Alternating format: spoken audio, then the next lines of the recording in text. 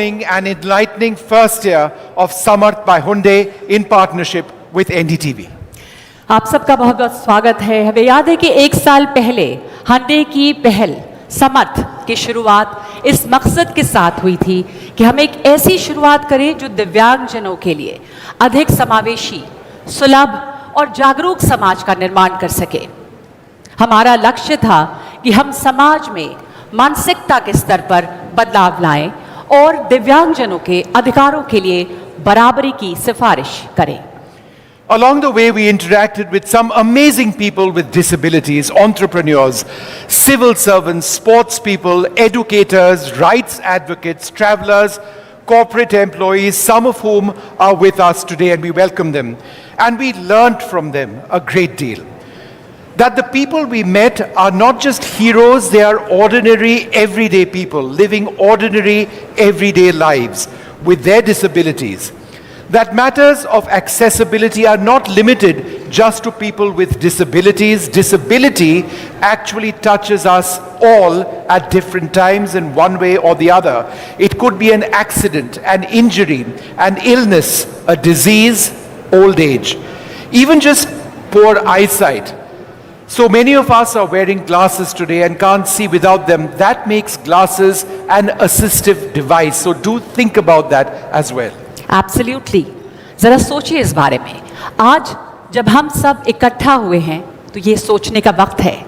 ये सोचने का वक्त है कि बीते एक साल से हमने सीखा क्या। ये कि अभी बहुत कुछ करना बाकी है। ये तो बस एक शुरुआत है। हम जब अपने आसपास अपने परिवेश का ढांचा खड़ा करते हैं, उसे डिज़ाइन करते हैं, तो दिव्यांगता को बिल्कुल ध्यान में नहीं रखते।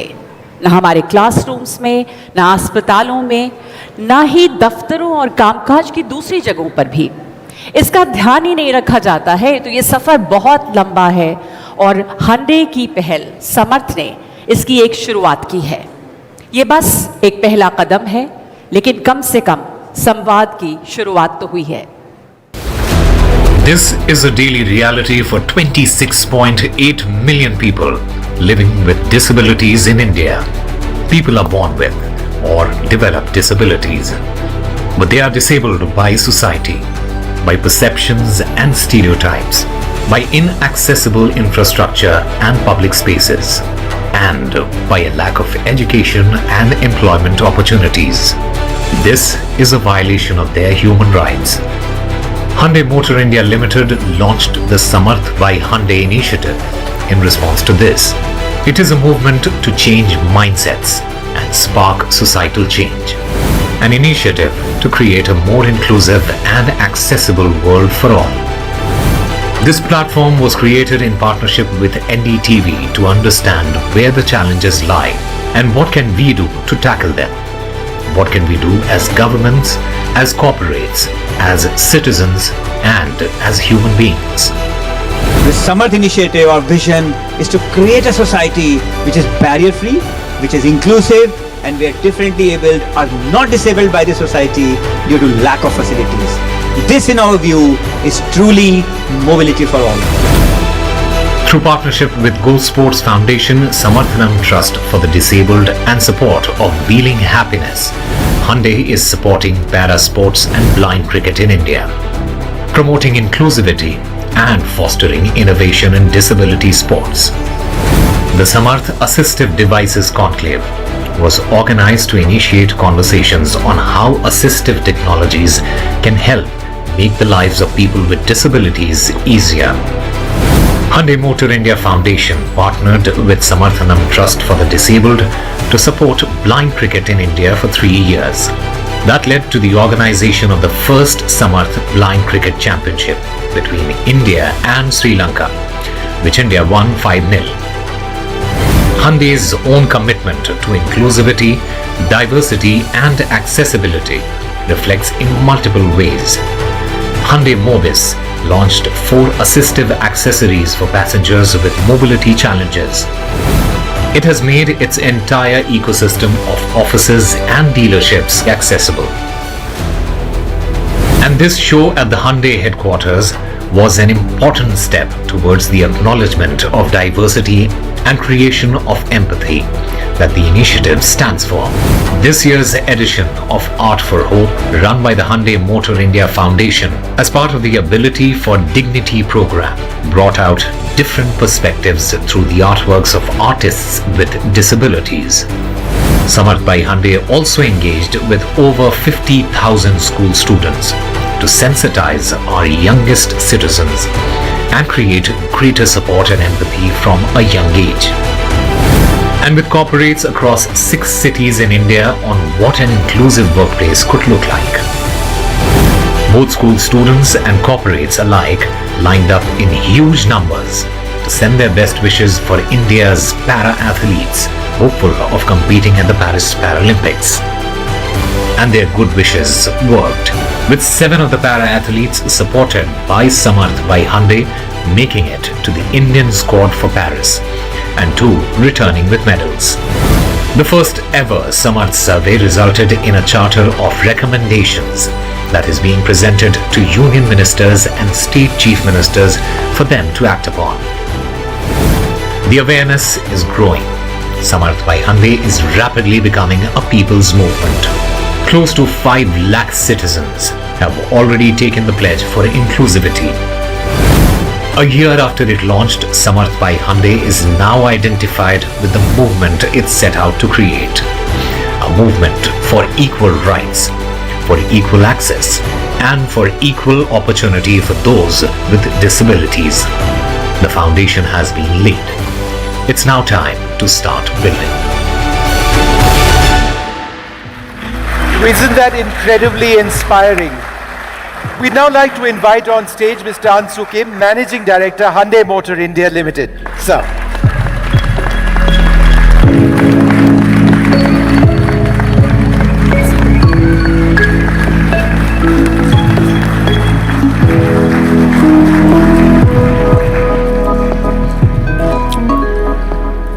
Thank you, Vishnu. Yeah. Namaste. A very good morning to our distinguished guests, officials from the government, and the coaches and athletes, and the dear friends from media, ladies and gentlemen, and my dear colleagues. I would like to take a moment to welcome the Honorable Minister, Sri Mansukh Mandaviya, the Minister of Labour Employment, and the Minister of Youth Affairs and Sports. Thank you for your continued trust and unwavering support. It is indeed a great privilege to welcome you all today to this crucial milestone in our journey of making the world a more accessible and inclusive place. Guided by Hyundai Motor Company's global vision of progress for humanity, we are committed to India not only through our products and services, but also by sowing the seeds of good in Bharat. Through initiatives undertaken by our philanthropic arm, the Hyundai Motor India Foundation, we have been actively working towards the nation building by enabling holistic growth in society. We strive to be a responsible corporate citizen. Change is not what just happened. It is what a group of strong-willed people come together to create. With this thought and Hyundai's far-sighted vision, we embarked on a purpose-driven journey in November 2023 with the Samarth By Hyundai initiatives. A journey to create an accessible world and a barrier-free society for people with disabilities, or rather special abilities. With the Samarth initiatives, we aim to spread awareness about the various disabilities and bring all the stakeholders together on one single platform through our partnership with NDTV and other key media houses. Throughout the year, we created awareness and brought our stories, especially abled individuals who inspired many people. Friends, Hyundai Motor India Limited and the Hyundai Motor India Foundation also partnered with organizations such as Go Sports Foundation and the Samarth Trust for Disabled to support the para sports and the blind cricket in India, along with providing assistive devices to those in need. We also internalize our efforts to creating accessibility for all by making majority of HMIL offices and dealership more accessible for people with disabilities. The journey till now has been one of the new learnings, finding inspiration, and creating momentous change.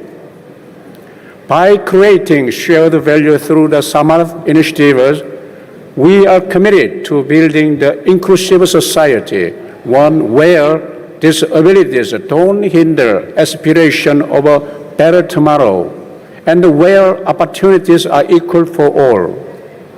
Let's together take this journey ahead and pledge to make India Samarth.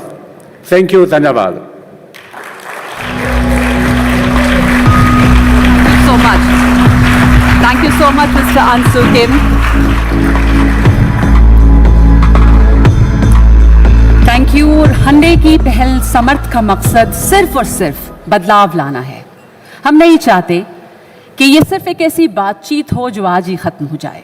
हमें इसे एक ऐसी पहल में बदलने की ज़रूरत है जो एक्सेसिबिलिटी और इंक्लूसिविटी की राह में आने वाली सभी बाधाओं, चाहे वो शारीरिक हों या फिर किसी भी तरह की हों, उन्हें पहचान कर उन्हें दूर करने के लिए काम करे। To find out those barriers and think about how they can be removed, Samarth By Hyundai conducted a survey to assess how accessible public places are. This wasn't small. It was a survey conducted in 20 cities across 6 states. A panel of disability rights advocates then went through the findings to frame a charter of recommendations. In a sense, today is all about that charter. It is this charter that is being presented for the first time today to the Honorable Minister.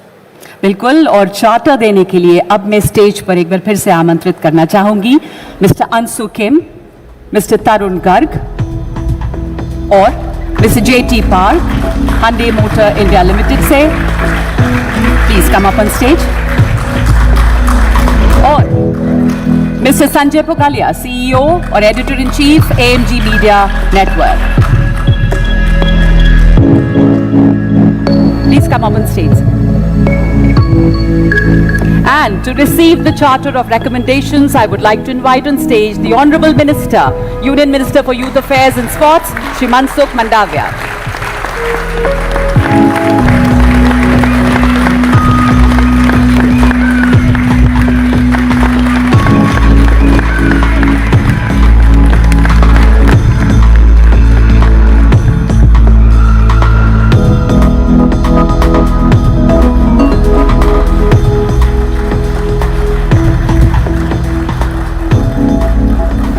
Thank you so much. बहुत बहुत शुक्रिया आप सभी का। Thank you. आपसे request करूंगी कि आप सब अपने अपनी सीट्स पे जाएं। मनसुख जी, मैं आपसे रिक्वेस्ट करूंगी कि आप प्लीज स्टेज पे रहें और अपने विचार हमारे साथ साझा करें, प्लीज।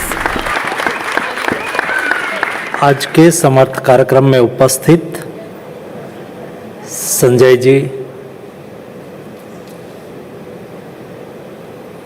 अंशु किम, तरुण गर्ग जी, सभी उपस्थित भाई और बहनों, सबसे पहले तो मैं NDTV और हुंडई को अभिनंदन देना चाहूँगा। आज का कार्यक्रम बहुत सामर्थ्य वाला कार्यक्रम है। शायद संख्यात्मक दृष्टि से ये छोटा हो सकता है, लेकिन प्रेरणात्मक दृष्टि से ये कार्यक्रम में बहुत बड़ी ताकत है। मेरे लेफ्ट साइड में मेरे दिव्यांगजन बैठे हैं। उसका सामर्थ्य की गाथा लिखने में मदद करने वाले हुंडई और NDTV इसलिए अभिनंदन के अधिकारी हैं। जहां से कुछ मिलता है उसको तो सब कुछ पूछता है, लेकिन किसी को सहयोग करके समर्थ करने के लिए तो मन से जिसमें सामर्थ्य होता है वही आगे आते हैं।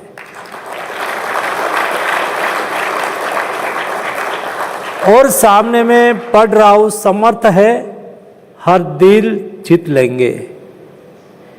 सभी व्यक्ति में अपार शक्ति छुपी हुई होती है और मुझे एहसास हुआ, मैंने अनुभव करा एक पेरिस ओलंपिक्स के दरमियान जब जा रहे थे, तब मैंने उसका हौसला देखा था, उसका उत्साह देखा था और कहते थे कि साहब हम देश का नाम बढ़ा करके आएंगे, देश का गौरव बढ़ा के आएंगे।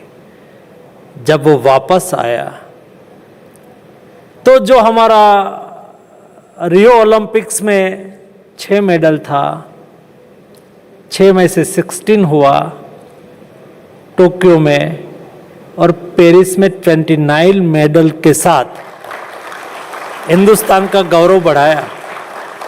देश का गौरव बढ़ाने के लिए मेरे पैरा एथलीट्स भी इतना ही मायना रखता है जितना और कोई रखता हो, तो छोटी बात नहीं है।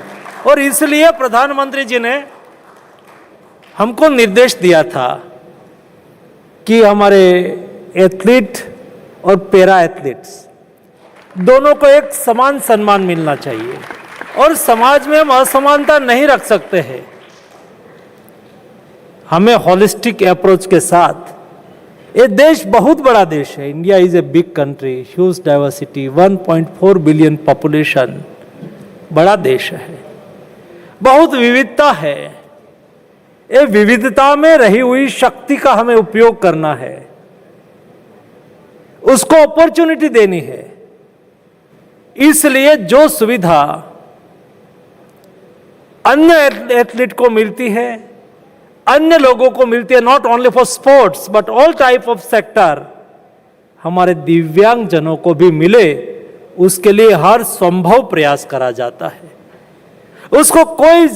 उसको एडिशनल विशेष सुविधा के साथ हमें मदद करने की हमारी not only for government but society, all society हमारी जिम्मेवारी है, ये हमारा दायित्व है।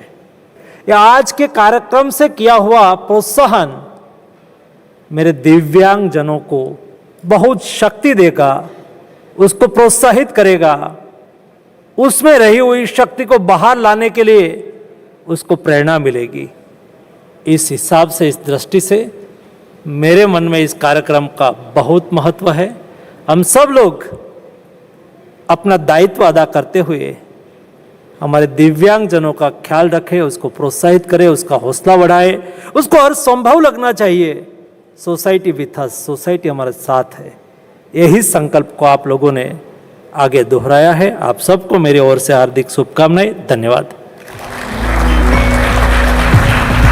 बहुत बहुत शुक्रिया आपका मनसुख मंडाविया जी, बहुत धन्यवाद आपके इस तमाम प्रोत्साहन के लिए। हमें उम्मीद है कि इससे बहुत प्रोत्साहित होंगे वो तमाम लोग जो यहाँ पर आज मौजूद हैं।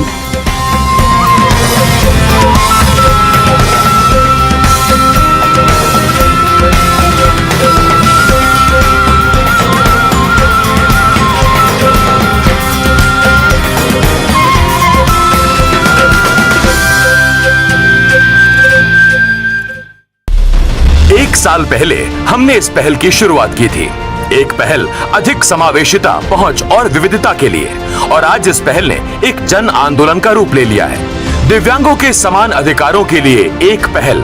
हमारे साथ जुड़े क्योंकि हम मना रहे हैं समर्थ बाय हंडे के 1 साल पूरे होने का जश्न NDTV के सहयोग से, और देखेंगे कि इस पहल ने हमारे समाज पर क्या असर डाला है। बाद आपके बच्चों के सपने न टूट जाएं। आज ही लीजिए पॉलिसी बाजार पे 2 करोड़ का टर्म लाइफ इंश्योरेंस, सिर्फ 690 रुपए महीने से शुरू।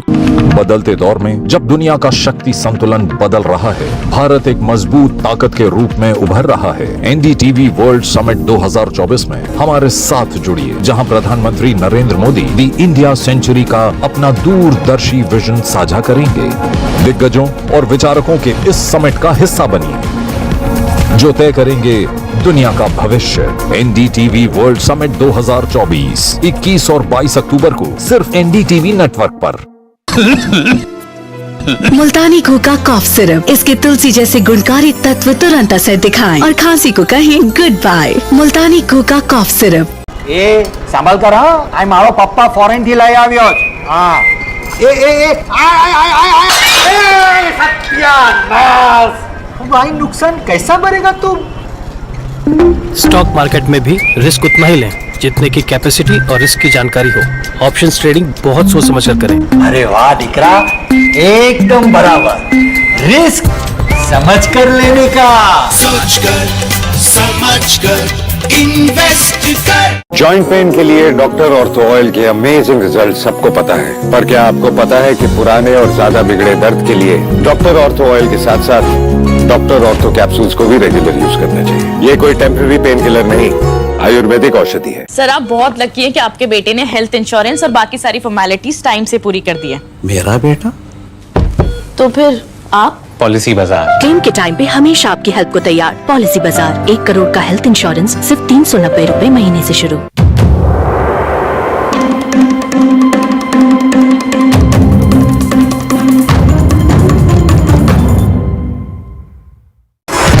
एनडीटीवी ने आपके भरोसे को रखा बरकरार। Reuters institute of digital news report 2024 में एनडीटीवी बना सबसे ज्यादा देखे जाने वाला न्यूज चैनल और number 1 online news platform. NDTV आपका भरोसा।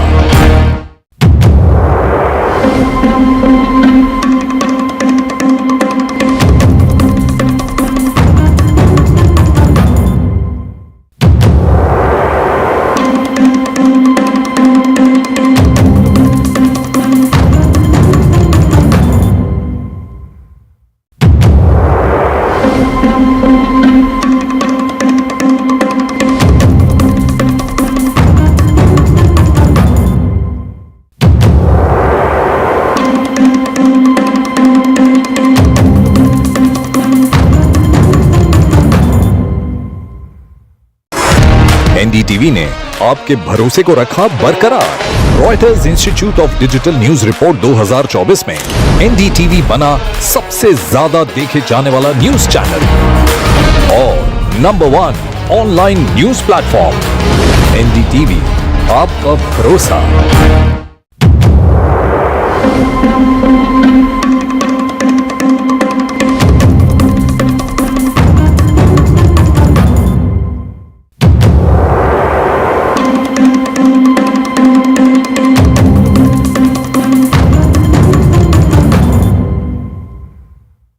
बदलते दौर में जब दुनिया का शक्ति संतुलन बदल रहा है, भारत एक मजबूत ताकत के रूप में उभर रहा है। एनडीटीवी वर्ल्ड समिट 2024 में हमारे साथ जुड़िए, जहां प्रधानमंत्री नरेंद्र मोदी दी इंडिया सेंचुरी का अपना दूरदर्शी विजन साझा करेंगे। दिग्गजों और विचारकों के इस समिट का हिस्सा बनिए, जो तय करेंगे दुनिया का भविष्य। एनडीटीवी वर्ल्ड समिट 2024 21 और 22 अक्टूबर को सिर्फ एनडीटीवी नेटवर्क पर। प्रायोजक हैं doctor APJ Abdul Kalam university Indore.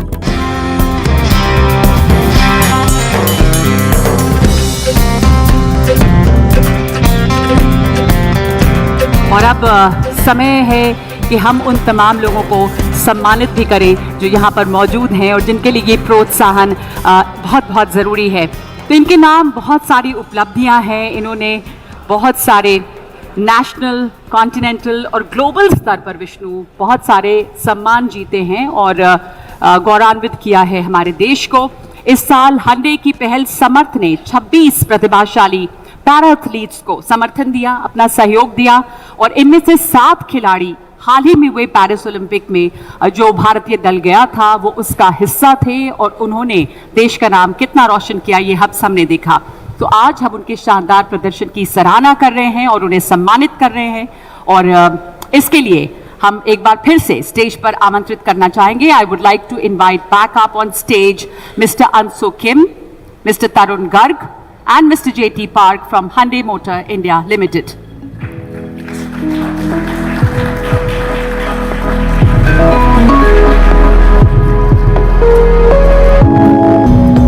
We're also delighted to invite the Honourable Minister one more time, Mr. Mandavia, if you can just join us as we get this entire program all started.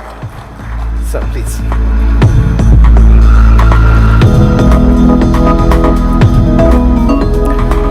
हमारे पहले para athlete एक discuss thrower हैं। ये 2022 para एशियाई खेलों में रजत पदक विजेता हैं। विश्व चैंपियनशिप में ये 2 बार सिल्वर मेडल जीत चुके हैं और पैरालंपिक्स में ये 2 बार सिल्वर मेडल अपने नाम कर चुके हैं और इनमें से एक सिल्वर मेडल इन्होंने इसी साल पेरिस में जीता है। इनका नाम है Yogesh Kathuniya. A big round of applause, everybody. Come.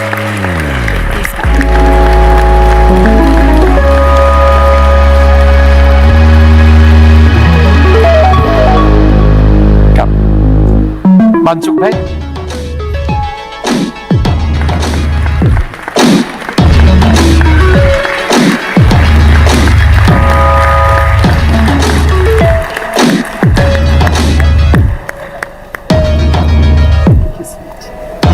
Yogesh ji, आप आग्रह करूंगी कि आप यहाँ पर स्टेज पे हों और एक सवाल है आपके लिए कि आपने इतनी अच्छी अभी उपलब्धि आपकी रही है और आपने कामयाबी हासिल की है। आपको लगता है कि पैरालंपिक्स की जो सूरत है भारत में वो बहुत बदली है, जिसकी वजह से इतना अच्छा प्रदर्शन रहा इस बार? काफ़ी ज़्यादा जैसे मतलब सपोर्ट बहुत ज़्यादा बढ़ा है जो पहले नहीं देखा जाता था, चाहे आप पहले के सालों में देखो तो। और मीडिया भी जैसे NDTV है तो अब वो मैं देख रहा हूँ 1 साल से तो रेगुलर सेलिब्रेट कर रही है पैरालंपिक्स को। ऐसी क्योंकि मीडिया और लोगों का बहुत ज़्यादा सपोर्ट चाहिए। जब तक उनकी तरफ हम मतलब पहुँचेगी नहीं चीज़ें और सारी चीज़ों के बारे में पता नहीं चलेगा, तब तक और ज़्यादा इंक्लूसिविटी नहीं बढ़ेगी इंडिया में। तो जब मैं जुड़ा था प्रोग्राम से तो एक विजन था जो बहुत ज़्यादा अच्छा था और ऐसी अगर काफ़ी सारे कॉर्पोरेट्स और भी आएंगे और भी अच्छा विजन बन सकता है इंडिया का। Thank you. Thank you very much. Thank you so much.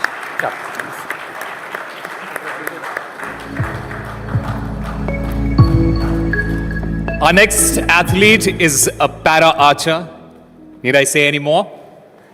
Well, she has created a record of or a first of some kind in practically every international event that she has participated in.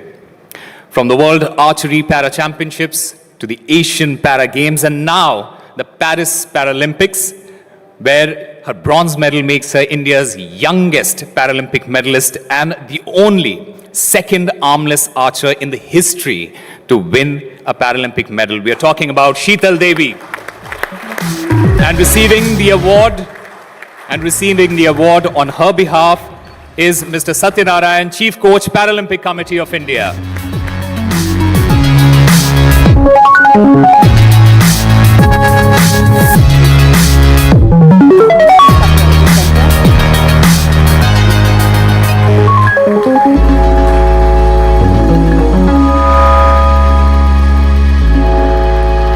Thank you so much, thank you. और शीतल जी हमारे साथ जुड़ रही हैं zoom के माध्यम से। मैं आपसे एक सवाल करना चाहूंगी। शीतल, आप हमें सुन सकती हैं? आपने बहुत सारे रिकॉर्ड्स तोड़े हैं, तो अब आपको क्या लग रहा है, अगला लक्ष्य क्या है? नमस्ते मैम, जय माता दी। अगला लक्ष्य यही है कि बस मैं यहाँ तक तो अच्छा करके आई हूँ कि यहाँ से आगे भी वैसे ही अच्छा करूँ जैसे आज तक मैंने किया है। जी जी, थैंक यू सो मच। बहुत शुक्रिया आपका हमारे साथ जुड़ने के लिए। इनफैक्ट हर सफल महिला के पीछे एक और महिला होती है। हमें आज ना सिर्फ शीतल को बल्कि उनकी कोच अभिलाषा चौधरी को भी सम्मानित करते हुए बहुत खुशी महसूस हो रही है। जी, हमारे साथ अभिलाषा जी भी जुड़ी हुई हैं। आपको क्या लगता है ये जो इतनी शानदार कामयाबी इनकी रही है, इसके पीछे किस तरह की मेहनत रही है? नमस्ते। सबसे पहले तो मैं धन्यवाद करती हूँ कि आज ये जो समर्थ के इवेंट किया जा रहा है और समर्थ जो एक ऐसी पहल हुई है जिससे बहुत से खिलाड़ियों को एक सपोर्ट मिल रहा है। और शीतल को जब इस प्रोग्राम से जोड़ा गया था तो इसके नाम में ही वो चीज थी कि समर्थ। सो कहीं ना कहीं ये बहुत बड़ा इनिशिएटिव है और इसका बहुत ज्यादा इफेक्ट प्लेयर्स पे दिखाई देगा। Our next para athlete also has many firsts to her name. She became the first para canoe sprint athlete to represent India at the Paralympic Games, when she competed at the 2020 Games in Tokyo. She became the first Indian to win a gold in canoeing at the Asian Para Games in 2022. She was also a part of the Indian contingent in Paris. Please welcome Prachi Yadav.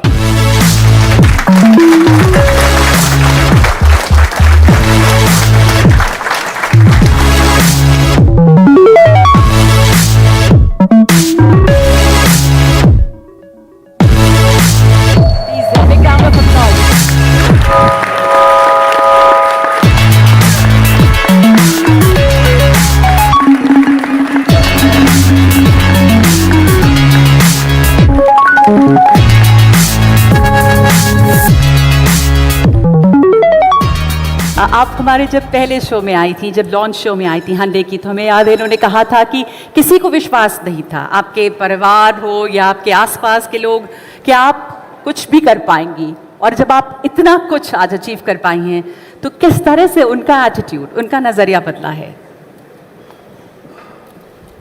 Ma'am, जब मैंने study start करने का सोचा था तो मैं एक normal school में गई थी कि मुझे एडमिशन मिले, बट उन्होंने मुझे लेने से ही मना कर दिया था। उन्होंने बोला था कि आपका जो स्थिति है आप कैसे करोगे।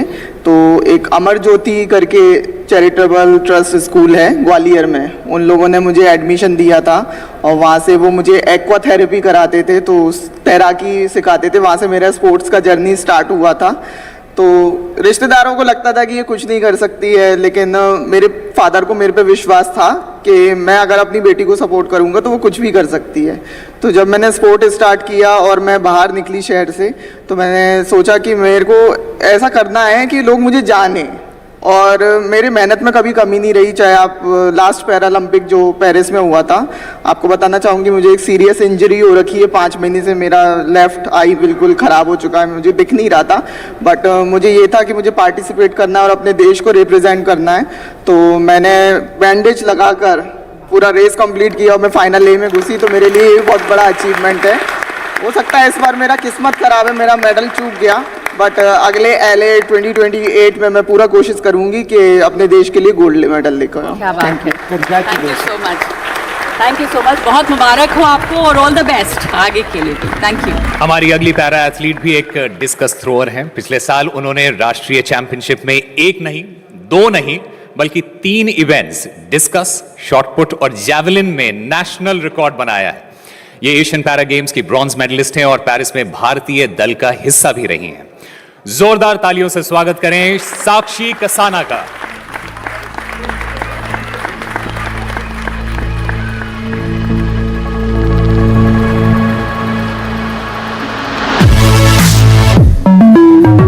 Congratulations, Sakshi. Come, please. Come right to the front.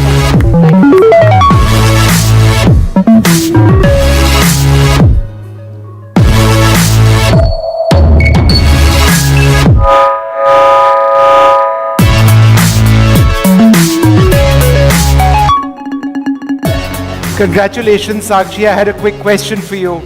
Paris would have been a pretty overwhelming experience at one stage. What was your big learning experience?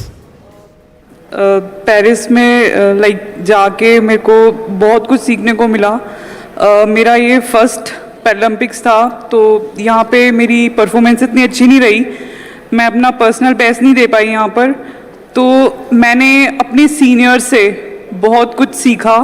Devendra जजारिया sir मेरे को मिले एक दिन, उन्होंने बैठ के मुझे समझाया कि ये तो पहला है और इसके आगे और भी अच्छे से मेहनत करनी है और भी अच्छा कर सकती है। तो मतलब मुझे उनकी सारी स्टोरीज इतनी इंस्पायरिंग है सब लोगों की। जैसे मेरा एक फ्रेंड है योगेश कथुनिया और दीपा मलिक मैम, ये सब लोग इतना इंस्पायर करते हैं, इनकी खुद एक स्टोरी इतनी अच्छी है कि मतलब इससे अच्छा कोई और मोटिवेशन हो ही नहीं सकता। And you motivate all of us. Congratulations. Thank you. Thank you so much.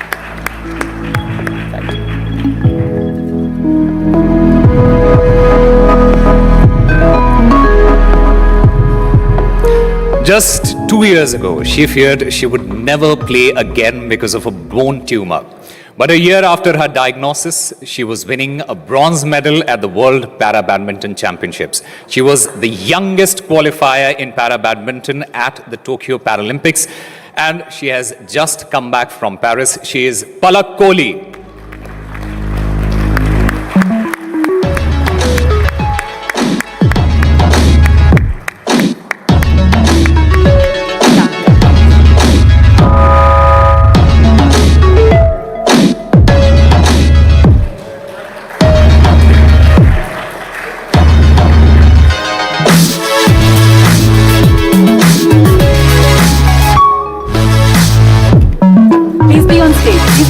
आपसे बस एक सवाल है। जब आपका ये डायग्नोज हुआ था ट्यूमर, तो बहुत सारे लोगों ने ये कहा था कि आपका करियर खत्म हो गया है। आपको कभी ये संशय था, और किस तरह से ये वापसी जो है वो कितनी मुश्किल थी?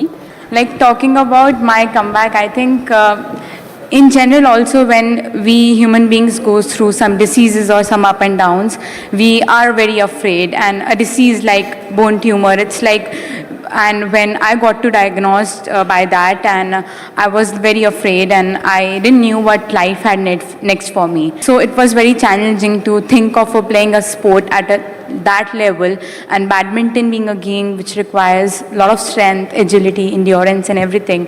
So I was very worried and I was afraid. But since Tokyo, when I finished 4th in the Tokyo Paralympic Games, I always had my eye up to Paris. So that was something that I didn't wanted to give up on, and with God's grace and blessing, I overcame the surgery, and then I recovered. And I had little complication in my leg of post that, and little health issues which come on and off. But I think it's me of never giving up, and I think it's a lot of support that I've got from my family in those hard times. My coaches, Gaurav sir, and the entire academy in Lucknow. And after 1.5 years from my surgery, I came back to my very first tournament in Brazil, which was a Paralympic qualification events, where I met all the top ranking athletes in the world, and I beat the world number 3 in the very first tournament of my comeback, and I was there back on the podium. And we have no doubt you win gold next time as well. So we look forward to that. Yes, definitely. I think God's grace, and I finished 5th this year in the Paralympics, but definitely I'm looking forward for LA 28 and other major tournaments coming up. All the best to you. Congratulations. And what an amazing, inspirational story. Thank you so much. अपनी पहली ही राष्ट्रीय प्रतियोगिता में उन्होंने silver और दूसरी में gold medal जीता है। खास बात यह है कि उन्होंने सिर्फ 3 साल पहले ही पैरा स्पोर्ट्स में कदम रखा है। मिलिए दीपेश कुमार से, जो पैरालंपियन है और एक नेशनल चैंपियन है।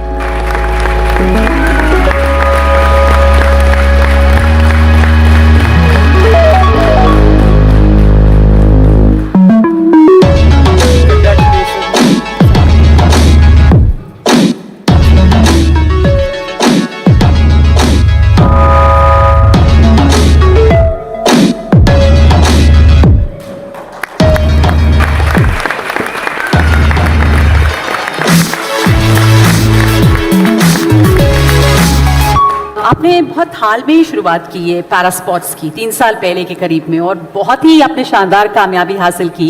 बहुत अविश्वसनीय है कि इतने कम समय में, और आप सुनते हैं कि आप पैरालिफ्टिंग में भी जाना चाहते थे, फिर आप जैवलिन की तरफ आपने रुख कर लिया। कैसे, किसने प्रेरित किया आपको? मैंने जब सोचा था कि मैं गेम में जाना चाहता हूं, तो पहले मैंने सोचा था कि मैं पावर लिफ्टिंग करूंगा।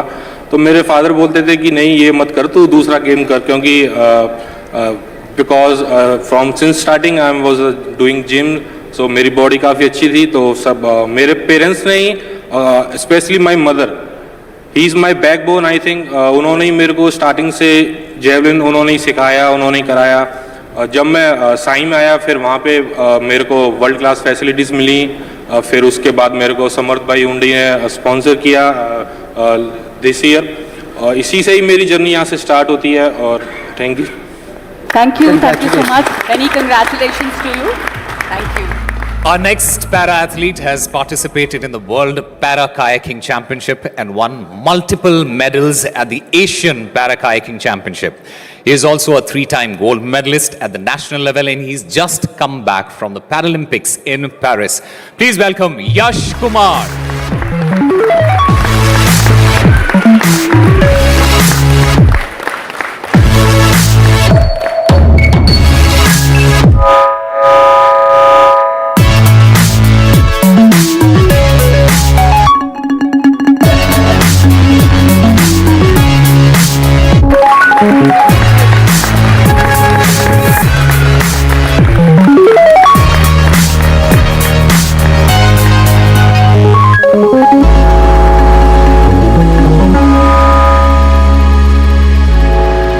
Yash, I had a question for you.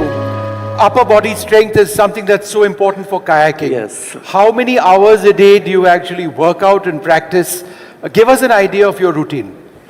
जैसा कि गेम है डिफ़िकल्ट वाटर स्पोर्ट्स है, तो प्रैक्टिस तो खैर हमें काफ़ी ज़्यादा ही करनी पड़ती है, बट मेरा 7 आवर सुबह के 3 घंटे और शाम के 3-4 घंटे हमारे नॉर्मल है कि हमें देने ही पड़ते हैं।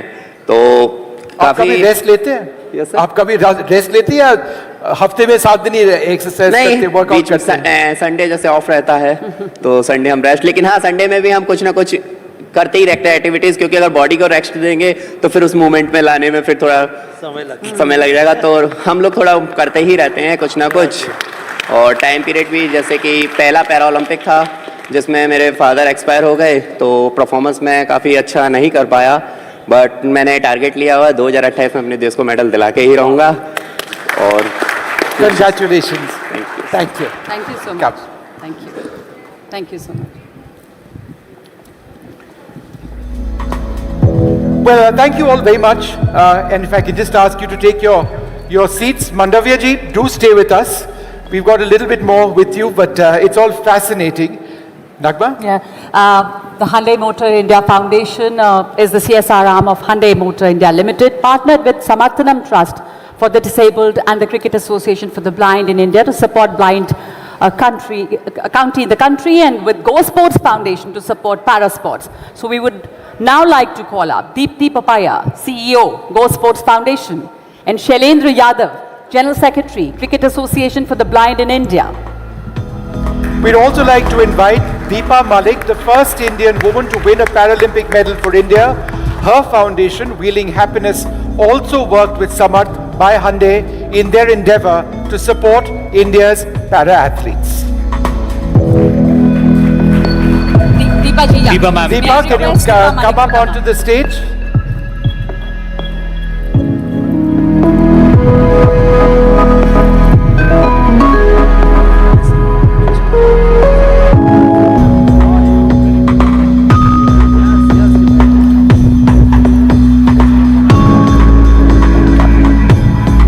Welcome back. I had a question for Deepti. You know, getting the number of Paralympians that we have had this time around, the medals that they won, has been absolutely incredible. And we've seen the strength of our performance improve from games to games, from the Olympics to the Olympics. Realistically speaking, what are our targets for next time? Congratulations to Hyundai. I remember it's 1 year since this whole thing started, so it's a lovely, warm feeling that to see the amount of work. So congratulations to the entire team. I think the Paralympic journey has grown from strength to strength. I had the good fortune of being at Rio with Deepa, as part of the program, and seeing the first woman, break that record, break those barriers. And from the way we have grown through medals and through thought and through the narrative, I don't think today people are saying para-athletes cannot win medals. I think that has changed, the belief has changed, and also stakeholders. I mean, there is the Target Olympic Podium Scheme, the ministry has come forward, SAI has come forward. So all key stakeholders are working together, and companies like Hyundai have said that we are looking at inclusion because it's the right thing to do. Sure. And it is not that we'll also support from a sympathy angle. So I think that has been a very, very big change, and such platforms need to be doubled and grown year on year. So congratulations. You can count on that. Shailendra, I had a question for you.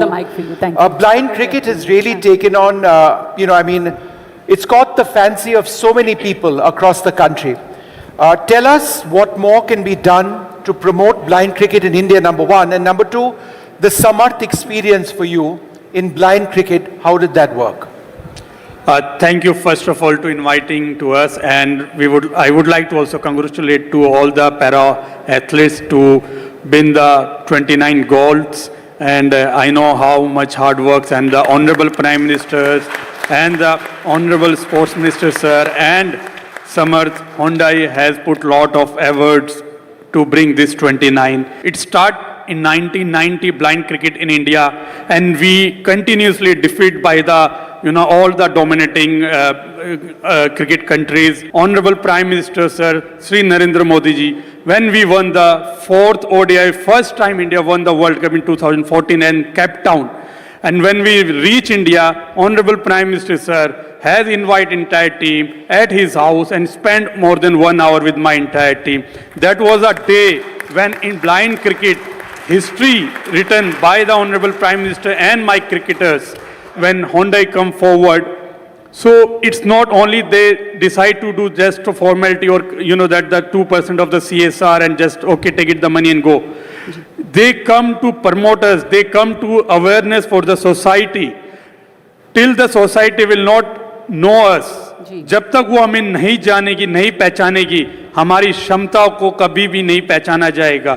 जो NDTV ने और जो समर्थ ने, जो दोनों ने साथ आके ब्लाइंड क्रिकेट के साथ जो चमत्कार किया है, आज हमारे सोशल मीडिया पे आप फॉलोअर्स देखोगे, वो एक अपने आप इम्पैक्ट है. दीपा जी, आपको बहुत फक्र होगा, गर्व होगा कि इतने सारे एथलीट्स, आपके एथलीट्स इतना अच्छा कर रहे हैं. एक एलीट लेवल पे जो एथलीट्स खेलते हैं, प्रदर्शन करते हैं, जाते हैं, उनको किस तरह के सपोर्ट की ज़रूरत होती है और समर्थ बाय हांडे जैसी जो ऑर्गेनाइजेशंस जो काम कर रही हैं, जो पहल है, वो कहाँ पे मदद कर सकती है? देखिए, ये अपने आप में एक सबूत है. This is a proof that from 1968 to 2016 the total number of medals were 12, but from 2016 onwards, if I take the 2 Paralympics alone, 2020 Tokyo and 2024 Paris, we have won 48 medals. That's the growth, and the growth is itself a testimony, अपने आप में सबूत है कि elite level पे to craft and nurture the talent and to take them from being a participation level athlete to a medal winning athlete. We need inclusive policies. Absolutely. We need support of various funding programs. We need nutrition, science, mental well-being introduced, sports sciences being used, and very international and professional level of prosthetics to be used, the correct assistive aids and equipment to be used for them to practice. Samarth has given us also that wind beneath our wings. Absolutely. To add these facilities for, these personalized, customized requirements for the athletes. Thank you so much. और मैं आप सभी से request करना चाहूँगी कि अपनी अपनी सीट्स ग्रहण करें. और मंडावा जी, आखिरी फेलिसिटेशन है, आपको स्टेज पे रोकना चाहूँगी और आप सब लोग प्लीज़ अपनी सीट्स लें. मैं मंच पर एक बार फिर से आमंत्रित करना चाहूंगी हांडे मोटर इंडिया लिमिटेड से mister Anshu Kim, mister Tarun Garg और mister JT park. This is to give a special memento to the Honorable Minister who's taken his time to come over here, and it means the world to us, sir, that you are here for this occasion.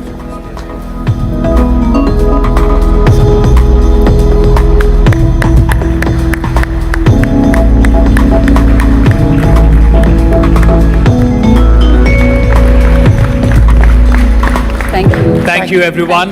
I would now like to invite Mr. J.T. Park, Executive Director, Sales and Marketing, Hyundai Motor India Limited, to address our gathered Paralympians.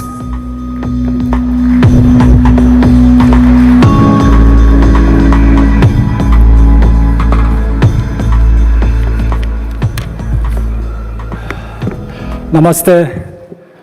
On behalf of Hyundai Motor India Limited, I would like to congratulate all the Paralympians for a wonderful feat you have achieved, especially Shital and Yogesh. Your performance have made a bullseye in everyone's heart. You are all truly Samarth champions. Sports is not just a game. It is a medium that inspires, a medium that brings people together, a medium that empowers, and a medium that has the power to drive changes. And this is what Hyundai Motor India Limited aims to do, to drive a positive change in the society, to make a world barrier-free and inclusive for people with disabilities.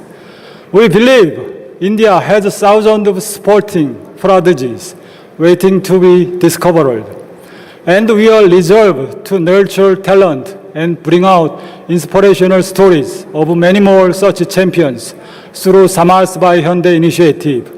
We'll continue to support people with disability in sports, be it parasports and blind cricket. We hope we all come together to support our champions in bringing more laurels for India. Thank you.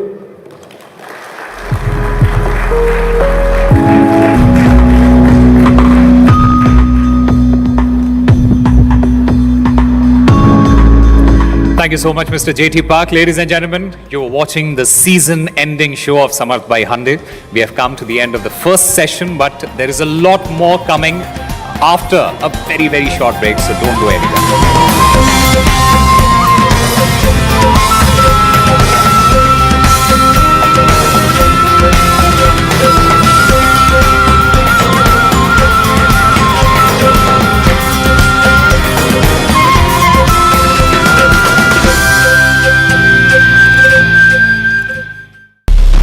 एक साल पहले हमने इस पहल की शुरुआत की थी, एक पहल अधिक समावेशिता, पहुंच और विविधता के लिए, और आज इस पहल ने एक जन आंदोलन का रूप ले लिया है। दिव्यांगों के समान अधिकारों के लिए एक पहल। हमारे साथ जुड़े क्योंकि हम मना रहे हैं समर्थ बाय हंडे के 1 साल पूरे होने का जश्न एनडीटीवी के सहयोग से, और देखेंगे कि इस पहल ने हमारे समाज पर क्या असर डाला है। वो मिस्टर विकास की फाइल आप पॉलिसी बाजार। मैम, आपका हेल्थ इंश्योरेंस क्लेम अप्रूव हो गया है, अब आप सर को घर ले जा सकती हैं। क्लेम के टाइम पे हमेशा आपकी हेल्प को तैयार। पॉलिसी बाजार, 1 करोड़ का हेल्थ इंश्योरेंस सिर्फ 390 रुपए महीने से शुरू। घुटना, कंधा या कमर, चाहे जैसा हो दर्द, डॉक्टर ऑर्थो आपको देता है दर्द से पूरी आजादी। ये कोई टेम्पररी पेन किलर नहीं, आयुर्वेदिक औषधि है।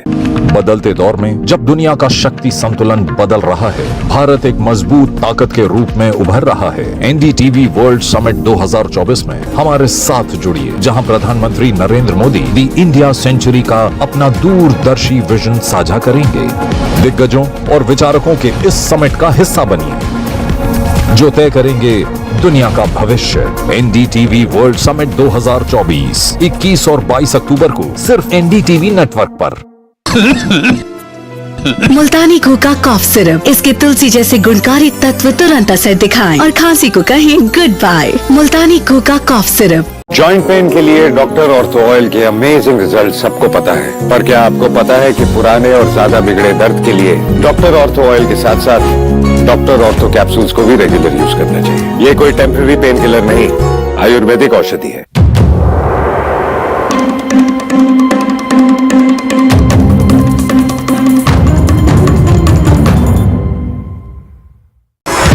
एनडीटीवी ने आपके भरोसे को रखा बरकरार। Reuters institute of digital news report 2024 में एनडीटीवी बना सबसे ज्यादा देखे जाने वाला न्यूज चैनल और number 1 online news platform. NDTV, आपका भरोसा।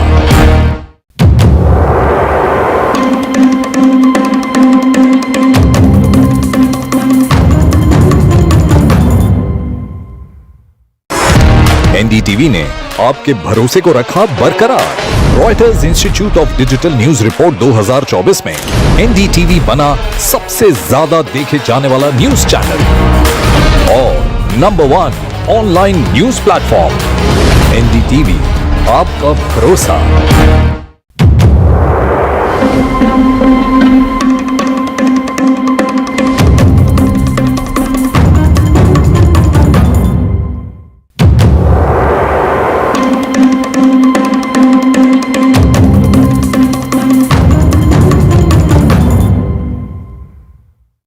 बदलते दौर में जब दुनिया का शक्ति संतुलन बदल रहा है, भारत एक मजबूत ताकत के रूप में उभर रहा है। एनडीटीवी वर्ल्ड समिट 2024 में हमारे साथ जुड़िए, जहां प्रधानमंत्री नरेंद्र मोदी दी इंडिया सेंचुरी का अपना दूरदर्शी विजन, जो तय करेंगे दुनिया का भविष्य। एनडीटीवी वर्ल्ड समिट 2024 21 और 22 अक्टूबर को सिर्फ एनडीटीवी नेटवर्क पर।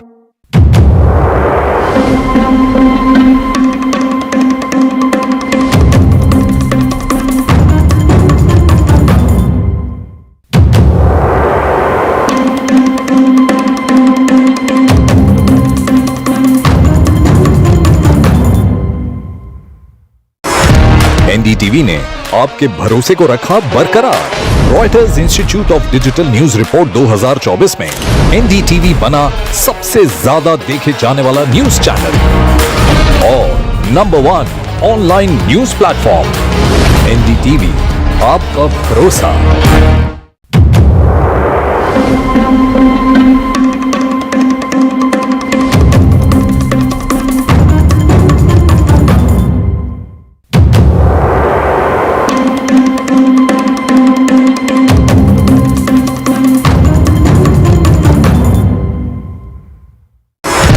एनडीटीवी ने आपके भरोसे को रखा बरकरार। Reuters institute of digital news report 2024 में एनडीटीवी बना सबसे ज्यादा देखे जाने वाला न्यूज चैनल और नंबर 1 ऑनलाइन न्यूज प्लेटफॉर्म।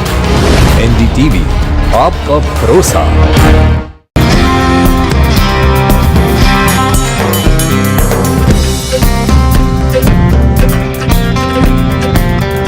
नमस्कार, आप सभी का एक बार फिर स्वागत है। आज सुबह हमने आपको समर्थ सर्वे के माध्यम से तैयार किए गए चार्टर ऑफ रिकमेंडेशंस यानी सुझावों के चार्टर की जानकारी दी। ये सर्वे इस साल 20 शहरों में कराया गया था। इस सर्वे का मकसद सिर्फ एक ही था कि हमें ये जानकारी मिल सके कि हमारे पब्लिक प्लेसेस जैसे कि हमारे अस्पताल, school, college, malls, parks, cinema halls आदि में हमारे दिव्यांगजनों के लिए कितने सुलभ व्यवस्था है, यानी वो कितने एक्सेसिबल हैं। हम आपको ये भी बता दें कि इस पहल ने एक और ज़रूरी दस्तावेज भी तैयार किया है, स्टेट ऑफ डिसेबिलिटी यानी भारत में दिव्यांगजनों पर एक श्वेत पत्र। इस पर व्हाइट पेपर में समर्थ इनिशिएटिव के पिछले 1 साल के अनुभव और साथ ही उस अनुभव से जो कुछ हमने जमीन पर सीखा हमारे सर्वे के नतीजों के साथ शामिल किया गया है। Well, I'd now like to call up on stage someone who's been instrumental in not just putting this document together, but also in the Samarth By Hyundai initiative in general. Nipun Malhotra is a real inspiration to all of us. He's the CEO and founder of the Nipman Foundation. He joins us on stage. We're also happy to have in the audience today Parajita Bharti, co-founder of the Young Leaders for Active Citizenship or YLAC. YLAC and Nipman Foundation co-authored this document in partnership with Samarth. It really does have wonderful insights. Come join us and recommendations that could aid disability conscious policy making. Sikta. निपुण, आप हमारे पहले दिन से इस initiative से जुड़े रहे और आज 1 साल पूरे हो रहे हैं। क्या बदलाव देखा आपने? कितना असर हमारे इस पहल ने डाला है? I think I would like to congratulate both Hyundai and NDTV for this campaign. I think इस कैंपेन ने काफ़ी चेंज लाया attitudes of persons with disabilities के लिए। बिकॉज पहले क्या होता था दैट जब डिसेबिलिटी मीडिया में कवर होती थी, इट वॉज ओनली कवर्ड कि अगर कोई स्कूल टॉप कर रहा है, कोई कॉलेज टॉप कर रहा है या कोई एग्जाम क्लियर कर लिया किसी ने। इंग्लिश में एक टर्म होती है इंस्पिरेशन पॉर्न या feel good factor around disability, खाली वही होता था। I think with this campaign पहली बार issues related to disability cover किए गए हैं, whether it's in terms of infrastructure, education, employment, sports, as you saw earlier today. So I would really like to congratulate NDTV and Hyundai for this Samarth campaign. Parajita, in terms of preparing the white paper, could you tell us what that experience has been? What does some of the data suggest? Congratulations to everyone involved in this, initiative. I think for us, so our organization is Young Leaders for Active Citizenship. It's very important for everybody to recognize disability as something that the entire society needs to work on. And through this paper, the idea was to bring a whole of society approach so that we are not just talking about physical infrastructure, we are also talking about digital infrastructure, because as the economy is changing, how are people able to access opportunities is changing very rapidly. So I think those were some of the interesting things that were less talked about before, but we were able to bring out some of those barriers as well that we are seeing even in the digital economy and not just physical infrastructure. दोनों का बहुत शुक्रिया, लगातार इस पहल से विष्णु जुड़े रहे दोनों। What we'd like to now do is very special and in a sense a great deal of what this entire program is all about. We'd like to invite on stage Mr. Ansu Kim, Mr. Tarun Garg, Mr. J.T. Park of Hyundai Motor India Limited, also Mr. Sanjay Pogalia, our editor-in-chief. और हम अनुरोध करेंगे माननीय केंद्रीय मंत्री union minister for social justice and empowerment doctor Virendra Kumar को कि वो मंच पर आए। हम आपको दिव्यांगजनों पर चार्टर ऑफ रिकमेंडेशंस के साथ साथ पहली बार एक व्हाइट पेपर भी सौंपना चाहते हैं। Ladies and gentleman, please welcome union minister doctor Virendra Kumar.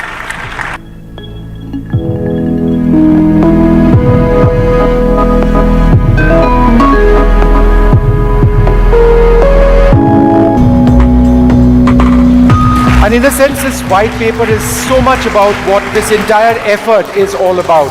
What the expectations are, will these be realized?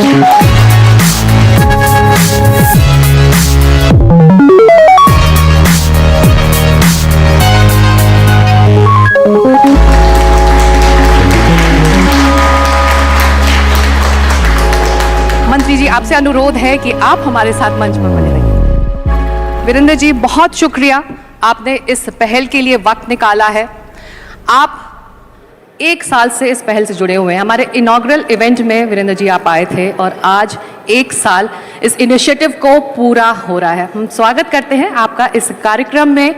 इस 1 साल में आपने इस मंत्रालय की जिम्मेदारी एक बार फिर संभाली है, क्या बदलाव हो रहा है जमीन पर?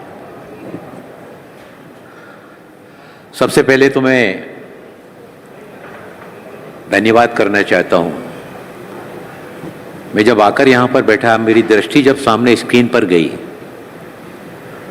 मंजिल उनकी साथ हमारा, दिव्यांगजनों के सशक्तिकरण के लिए केंद्र सरकार लगातार अपनी विभिन्न गतिविधियों के माध्यम से उनके सामाजिक, आर्थिक, शैक्षिक सशक्तिकरण की दिशा में अनेक अभियानों को आगे बढ़ाने का काम कर रही है। लेकिन उसमें आपकी संस्था के द्वारा, समर्थ के द्वारा, हुंडई के द्वारा ये जो शुरुआत की गई है, यह अपने आप में काफ़ी दिव्यांगजनों के सशक्तिकरण के क्षेत्र में उनका उत्साह वर्धन करने, ऊर्जा वर्धन करने के क्षेत्र में काफ़ी शक्तिवान साबित होगी। आपने जो बात कही है पिछले 1 वर्ष में, तो हमने विभिन्न मंत्रालयों, विभागों के साथ में जो दिव्यांगजन नियमावली है, उस नियमावली के 15वें भाग के अंतर्गत सुगम्यता से संबंधित, दिव्यांगों के लिए सुगम्यता से संबंधित मानकों और विनिर्देशों को उनको समावेश करने का काम किया गया, जिसमें 38 भवनों को पूरी तरह से सुगम्य बनाया गया। साथ ही साथ 14 तीर्थ स्थलों का सुगम्यता ऑडिट भी कराया गया और सुगम्यता ऑडिट के काम को ठीक ढंग से, बेहतर ढंग से करने के लिए लेखा परीक्षकों की नियुक्तियां और उसमें फिर लेखा परीक्षकों का ट्रेनिंग के प्रोग्राम भी चलाने की दिशा में उस काम को भी आगे बढ़ाया हम लोगों ने। जी बिल्कुल, आपके पास भी सवाल है। सर, पिछले 10 साल में चीज़ें तो काफ़ी आगे बढ़ी हैं। एक एक्सेसिबल इंडिया कैंपेन शुरू हुआ था, rights of person with disabilities act 2016 भी आया है, जिसने ये बोला था कि 5 साल में सब पब्लिक बिल्डिंग्स एक्सेसिबल हो जाएंगी। पर एक्सेसिबिलिटी की चैलेंज अभी भी रहती है, काफ़ी बिल्डिंग्स अभी भी पूरी तरीके से एक्सेसिबल हुई नहीं है। मेरे को पता है अपना एक्सेसिबल इंडिया कैंपेन 2 भी अब शुरू कर रहे हैं, तो कब तक आपको लगता है कि पूरा पब्लिक इंफ्रास्ट्रक्चर एक्सेसिबल हो जाएगा और अब क्या कर रहे हैं उसको अचीव करने के लिए? ये आपने बहुत अच्छा प्रश्न पूछा है।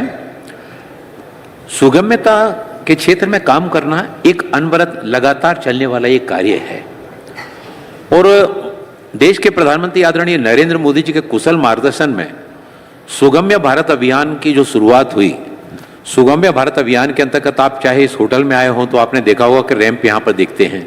आप एयरपोर्ट पर आप जाते हैं तो आज एयरपोर्ट पर भी रैंप दिखाई देते हैं, लिफ्ट दिखाई देते हैं, हैंडल्स दिखाई देते हैं। स्कूल भवनों में जाते हैं तो स्कूल भवनों में भी वहाँ पर रैंप बनाए जाते हैं। रेलवे स्टेशन के प्लेटफॉर्म पर, हॉस्पिटल में, शासकीय भवनों में, ऐसे सार्वजनिक महत्व के स्थानों पर एक शुरुआत हुई और अधिकांश महत्वपूर्ण स्थानों पर आज दिव्यांगजनों को उनकी सुगम्यता को दृष्टिगत रखते हुए ये काम आज जहां प्रारंभ हुआ है, उसमें विभाग के द्वारा लगातार राज्य सरकारों के साथ में हमारी लगातार संबंध में बैठक होती रहती है। पिछले बार हमने त्रिपुरा में और केवड़िया मीटिंग की थी।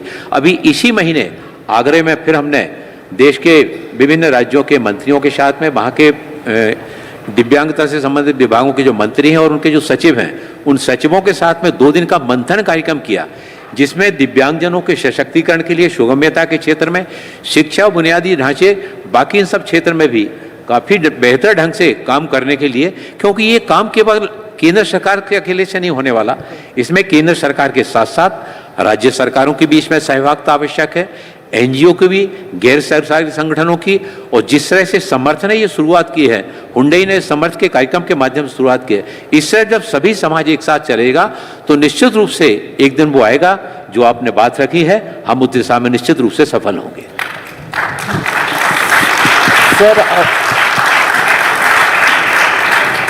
सर आपने बहुत सही बोला कि खाली केंद्र सरकार नहीं but state governments, private sector, NGOs को भी आगे बहुत करना पड़ेगा इंडिया की कम्युनिटी को आगे बढ़ाने के लिए। बट सर केंद्रीय सरकार में भी अभी क्या होता है कि एक डिपार्टमेंट ऑफ डिसेबिलिटी अफेयर्स है मिनिस्ट्री ऑफ सोशल जस्टिस में, और लोगों को यही लगता है कि पूरी प्रॉब्लम्स उसी डिपार्टमेंट को एक सॉल्व करनी है, बट डिसेबिलिटी एक इतना इंटरसेक्शनल इशू है कि प्रॉब्लम उनकी हेल्थ की होती है, एजुकेशन की होती है, एम्प्लॉयमेंट की होती है, और बाकी मंत्रालयों को भी बहुत कुछ करना पड़ेगा फॉर दैट। तो बाकी जो मिनिस्टर्स हैं आपके, उनके लिए क्या मैसेज होगा आपको कि इंडिया पूरी तरीके से मेरी कम्युनिटी के लिए पूरी तरीके से फ्रेंडली बने? मुझे आपके प्रश्न से बहुत प्रसन्नता हुई कि एक आपने एक जिम्मेवारी की भावनाओं के साथ में दिव्यांगता से संबंधित एक बहुत महत्वपूर्ण बिंदु को आपने इस प्लेटफॉर्म के माध्यम से आगे लाया है। वास्तव में दिव्यांगता हम सबके लिए सामूहिक रूप से एक साथ काम करने का क्षेत्र है, जिसमें चाहे वो शिक्षा की बात हो, स्वास्थ्य की बात हो, आवास की बात हो, उनके बुनियादी ढांचों के विकास की बात हो। केंद्र सरकार का जो हमारा सामाजिक न्याय विभाग का दिव्यांगजन सशक्तिकरण विभाग है, दिव्यांगजन सशक्तिकरण विभाग अपने विभाग के माध्यम से चाहे उन शिक्षा की बात हो, चाहे उनकी स्कॉलरशिप की बात हो, उनके स्किल ट्रेनिंग की बात हो, उनको विशेष रोजगार मेले का आयोजन करके उनके रोजगार मेले के माध्यम से उनको रोजगार उपलब्ध कराने की बात हो, दिव्यांगता वित्त विकास निगम से उनको अपना उद्यम के क्षेत्र में आगे बढ़ाने की बात हो, हम इस दिशा में तो काम कर ही रहे हैं। इसके साथ ही साथ हम विभिन्न विभागों के साथ में भी लगातार इस दिशा में काम करके कि बाकी विभागों का भी इसमें सहयोग मिले, ताकि सब मिल करके दिव्यांगजनों को पूरी तरह से उनको उनके शैक्षणिक, सामाजिक, आर्थिक सशक्तिकरण का उनको न केवल उनको सशक्त बनाने के लिए, बल्कि जब एक दिव्यांगजन सशक्त होता है तो उस दिव्यांगजन के सशक्त होने से परिवार सशक्त होता है, और परिवार के सशक्त होने से समाज सशक्त होता है, और जब समाज सशक्त होता है तो देश के प्रधानमंत्री आदरणीय नरेंद्र मोदी जी की भावना के अनुरूप जो विकसित भारत की परिकल्पना को लेकर आदरणीय प्रधानमंत्री चल रहे हैं, उसमें सबका साथ, सबका विकास, सबका विश्वास और सभी का सामूहिक प्रयास, उन सभी के सामूहिक प्रयासों में हमारे दिव्यांगजनों का भी सामूहिक प्रयास उसमें विकसित भारत की परिकल्पना को साकार करने में शामिल होगा। सर, दिव्यांगजनों को एम्पावर करने के लिए प्राइवेट सेक्टर का क्या रोल होना चाहिए? दिव्यांगजनों का, मैंने जैसा पूर्व में कहा कि दिव्यांगजनों के सशक्तिकरण में सभी के सहयोग की आवश्यकता है। उसमें हमारा जो उद्यमिता क्षेत्र है, उद्यमिता क्षेत्र और निजी क्षेत्र के लोगों को भी इसमें आगे आना पड़ेगा।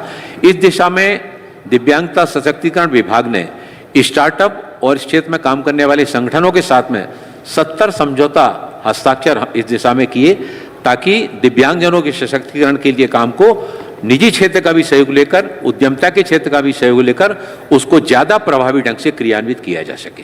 वीरेंद्र जी, आपने इस पहल की तारीफ की। हम उम्मीद करते हैं कि आपने पिछले 1 सालों में इस पहल ने क्या क्या ज़मीन पर काम किया, उस पर भी आपकी नज़र रही होगी। ऐसे में ये बताइए कि इस तरह के पहल, चाहे वो अवेयरनेस क्रिएट करने को लेकर हो या फिर इम्प्लीमेंटेशन को लेकर, किस तरह का काम समर्थ जैसे पहल कर सकते हैं ज़मीन पर? जिस तरह से हुंडई ने समर्थ से शुरुआत की है, मंजिल उनकी, साथ हमारा। अब उनको अवेयरनेस प्रोग्राम के साथ में जोड़ने के लिए, जागरूकता के साथ में जोड़ने के लिए हम जहां रेडियो, टेलीविज़न, सोशल मीडिया, इन सारे संसाधनों का उपयोग कर रहे हैं, वही साथ ही साथ मंत्रालय के द्वारा, चाहे वो दिव्य कला मेले की बात हो, चाहे दिव्य कला शक्ति की बात हो, और उन दिव्य कला मेलों में रोजगार मेलों के साथ में जोड़ने की बात हो, फिर एडिप योजना के अंतर्गत दिव्यांगजनों के लिए सहायक उपकरणों की बात हो, ये सब उनके अवेयरनेस के लिए, एक और जहां उनको सशक्त बनाने के लिए, सशक्त बनाने के साथ ही साथ उनको अवेयरनेस प्रोग्राम से जोड़ने के लिए भी, क्योंकि जब इस तरह के कार्यक्रमों का आयोजन होता है तो उसमें केवल हमारे एक दिव्यांगजन अकेला नहीं आता, उस दिव्यांगजन के साथ में परिवार के परिजन भी आते हैं, उसके साथी भी आते हैं। और जब इस तरह की संस्थाओं के द्वारा इस तरह के कार्यक्रमों को स्वरूप प्रदान किया जाता है, 1 वर्ष पहले हुंडई के द्वारा यहीं से इस स्थान से शुरुआत की गई थी और एक वर्ष में जैसे विभिन्न गतिविधियों के माध्यम से दिव्यांगता के क्षेत्र में इस काम को आगे बढ़ाया गया। यही तो अवेयरनेस है, यही तो जागरूकता है। तो इसमें केंद्र सरकार तो काम कर ही रही है। मैंने जैसा आपको बताया कि अभी हमारी इसी महीने में देश के विभिन्न राज्यों के इस क्षेत्र में काम करने वाले संबंधित मंत्रियों को भी हमने बुलाया था, संबंधित हमारे सचिवों को भी बुलाया था राज्य सरकार के, और उन्होंने आकर बड़ी प्रसन्नता व्यक्त की थी क्योंकि बहुत सारी योजनाओं की जानकारी केंद्र सरकार के द्वारा जो चलाए जा रहे हैं कार्यक्रम, उन कार्यक्रमों की जानकारी उनको नहीं थी, जबकि हम भेजते सभी हैं। लेकिन वहां पर हमने हर योजना के बारे में प्रेजेंटेशन करने के लिए व्यापक प्रेजेंटेशन, उसके बाद उनका कोई शंका समाधान है उसके लिए भी व्यवस्था की गई थी। तो ये जो इस तरह की गतिविधियां हैं, ऐसी गतिविधियों के माध्यम से ही दिव्यांगजनों के लिए देश भर में, चाहे वो केंद्र सरकार के द्वारा चलाई जाने वाली योजनाएं हो, चाहे वो राज्य सरकारों के द्वारा चलाई जाने वाली योजनाएं हो, और इनके साथ ही साथ निजी क्षेत्र और गैर सरकारी संगठनों के द्वारा भी दिव्यांगता के सशक्तिकरण के क्षेत्र में जो कार्यक्रम चलाए जाते हैं, जब उनकी सामूहिक रूप से चर्चा होती है तो ये जागरूकता प्रोग्राम हमारे दिव्यांगजनों के सशक्तिकरण के लिए एक महत्वपूर्ण भूमिका का निर्वाह करते हैं। बहुत शुक्रिया। मकसद भी यही है समर्थ का। आपके मंत्रालय की एक योजना है एस्पिरेशनल डिस्ट्रिक्ट्स में दिव्यांगजनों के लिए कैंप्स लगाना। उस योजना का क्या असर रहा है और कितना काम उसके तहत हुआ है मंत्री जी? दिव्यांगजनों के सशक्तिकरण के लिए दिव्यांगजन सशक्तिकरण विभाग के द्वारा एटिप योजना के अंतर्गत देश भर में पहले परीक्षण शिविर लगाए जाते हैं। परीक्षण शिविर लगाकर उसमें इस बात को सुनिश्चित किया जाता है कि किस दिव्यांग के लिए किस तरह के उपकरण की आवश्यकता है, और परीक्षण शिविरों के बाद फिर शिविर लगा करके सहायक उपकरणों के वितरण का कार्यक्रम किया जाता है। यह जो आपने एस्पिरेशनल डिस्ट्रिक्ट की बात की, हमने अभी पिछले दिनों 100 आकांक्षी ब्लॉकों का चयन करके और उसमें परीक्षण हमने शिविर लाए, और परीक्षण शिविर के उपरांत 91 आकांक्षी शिविरों में ब्लॉकों में दिव्यांगजनों के लिए सहायक उपकरणों के वितरण का कार्यक्रम भी हमारा पूरा हो चुका है। अक्टूबर माह में जो शेष 9 स्थान रह गए उन 100 आकांक्षी ब्लॉकों में से उन बाकी 9 स्थानों पर भी हमारा वितरण का कार्यक्रम किया जाएगा। अभी तक जब से ये योजना प्रारंभ हुई है, लगभग 16,000 शिविरों के माध्यम से 29 लाख दिव्यांगजनों के लिए सहायक उपकरणों का वितरण किया गया, और ये सहायक उपकरणों के वितरण के उपरांत दिव्यांगजनों के जीवन में वो सहायक उपकरण प्राप्त होने से उनको अपनी दैनंदिन गतिविधियों को जहां आगे बढ़ाने में सहायता मिली, वहीं वो समाज को भी अपने विभिन्न गतिविधियों के माध्यम से वो सहायक उपकरण प्राप्त हो जाने के बाद आगे बढ़ाने का काम कर रहे हैं। हमारे साथी ने बहुत, मैं आपको साहब कई बार मिलना हुआ है, मैं देख रहा हूं कि आपने अपनी दिव्यांगता को अपने जीवन में कहीं बाधा नहीं बनने दिया, बल्कि आपने अंदर की ऊर्जा को आगे बढ़ाकर इस क्षेत्र में दिव्यांगजनों को सशक्त बनाने की दिशा में, जैसे हमारे इस भाई ने कदम बढ़ाया है, ये हमारे दिव्यांगजनों में प्रतिभाओं की कमी नहीं है, उनके अंदर प्रतिभाओं की कमी, उस प्रतिभा को आगे ला करके उनको प्रोत्साहित करने की, दिव्यांगजन सहानुभूति नहीं चाहता, दिव्यांगजनों को वास्तव में प्रोत्साहित करने की आवश्यकता है। और आपका प्रोत्साहन, समाज का प्रोत्साहन दिव्यांगजनों को जहां स्वयं उनको सशक्त बनाता है, वहीं उनको समाज के, देश के विकास में भी योगदान जोड़ने के लिए भी आगे बढ़ाने का काम हमारे दिव्यांगजनों के द्वारा किया जाता है। एक आखिरी सवाल वीरेंद्र जी, आप चार्टर ऑफ रिकमेंडेशंस जो समर्थ ने आपको सौंपा है, आपने उन पॉइंट्स को देखा है, ऐसे में हम आपसे इस मंच पर ये जानना चाहेंगे कि उन रिकमेंडेशंस में से आप कौन से वो मुद्दे हैं, कौन से ऐसे वो पॉइंट हैं जो अगले 1 साल में इम्प्लीमेंट कर सकते हैं?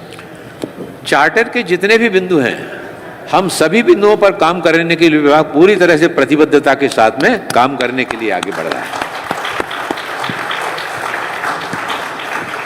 I think that's a big promise that we were looking for, the minister committing to all the points in the charter that we worked on throughout this year. Thank you sir, that means the world. हमारे लिए बहुत शुक्रिया।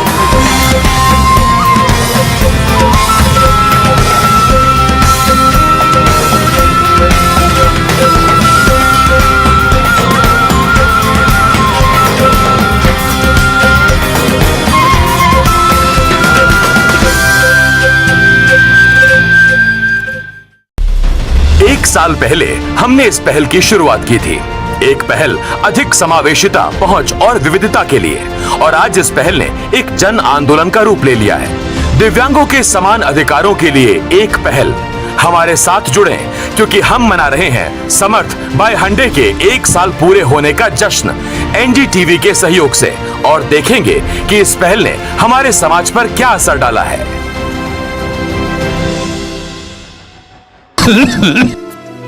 मुल्तानी घोका cough syrup, इसके तुलसी जैसे गुणकारी तत्व तुरंत असर दिखाएं और खांसी को कहें गुड बाय। मुल्तानी घोका कॉफ सिरप। सर आप बहुत लकी हैं कि आपके बेटे ने हेल्थ इंश्योरेंस और बाकी सारी फॉर्मेलिटीज टाइम से पूरी कर दी है। मेरा बेटा? तो फिर आप? पॉलिसी बाजार। क्लेम के टाइम पे हमेशा आपकी हेल्प को तैयार। पॉलिसी बाजार, 1 करोड़ का हेल्थ इंश्योरेंस सिर्फ 390 रुपए महीने से शुरू। जॉइंट पेन के लिए डॉक्टर ऑर्थो ऑयल के अमेजिंग रिजल्ट सबको पता है, पर क्या आपको पता है कि पुराने और ज्यादा बिगड़े दर्द के लिए डॉक्टर ऑर्थो ऑयल के साथ साथ डॉक्टर ऑर्थो कैप्सूल्स को भी रेगुलर यूज करना चाहिए। ये कोई टेम्पररी पेन किलर नहीं, आयुर्वेदिक औषधि है। ए सांभाळ कर हा, आय मारो पप्पा फॉरेन थी लई આવ્યો હા ए सत्यानाश भाई, नुकसान कैसा भरेगा तू? स्टॉक मार्केट में भी रिस्क उतना ही लें जितने की कैपेसिटी और रिस्क की जानकारी हो। ऑप्शंस ट्रेडिंग बहुत सोच समझ कर करें। अरे वाह दिकरा, एकदम बराबर। रिस्क समझ कर लेने का। सोच कर समझ कर इन्वेस्ट कर। मुल्तानी घोका कॉफ सिरप, इसके तुलसी जैसे गुणकारी तत्व तुरंत असर दिखाएं और खांसी को कहें गुड बाय। मुल्तानी घोका कॉफ सिरप। एनडीटीवी ने आपके भरोसे को रखा बरकरार। Reuters institute of digital news report 2024 में एनडीटीवी बना सबसे ज्यादा देखे जाने वाला न्यूज चैनल और number 1 online news platform. NDTV, आपका भरोसा। बदलते दौर में जब दुनिया का शक्ति संतुलन बदल रहा है, भारत एक मजबूत ताकत के रूप में उभर रहा है। एनडीटीवी वर्ल्ड समिट 2024 में हमारे साथ जुड़िए, जहां प्रधानमंत्री नरेंद्र मोदी दी इंडिया सेंचुरी का अपना दूरदर्शी विजन साझा करेंगे। दिग्गजों और विचारकों के इस समिट का हिस्सा बनिए, जो तय करेंगे दुनिया का भविष्य। एनडीटीवी वर्ल्ड समिट 2024 21 और 22 अक्टूबर को सिर्फ एनडीटीवी नेटवर्क पर।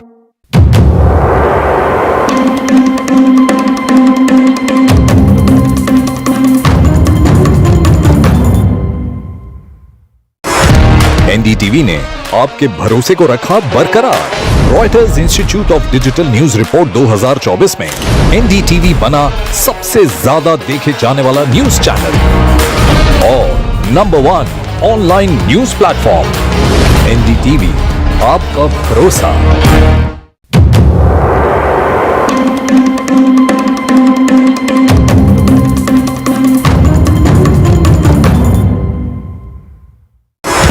एनडीटीवी ने आपके भरोसे को रखा बरकरार। Reuters institute of digital news report 2024 में एनडीटीवी बना सबसे ज्यादा देखे जाने वाला न्यूज चैनल और number 1 online news platform. NDTV, आपका भरोसा।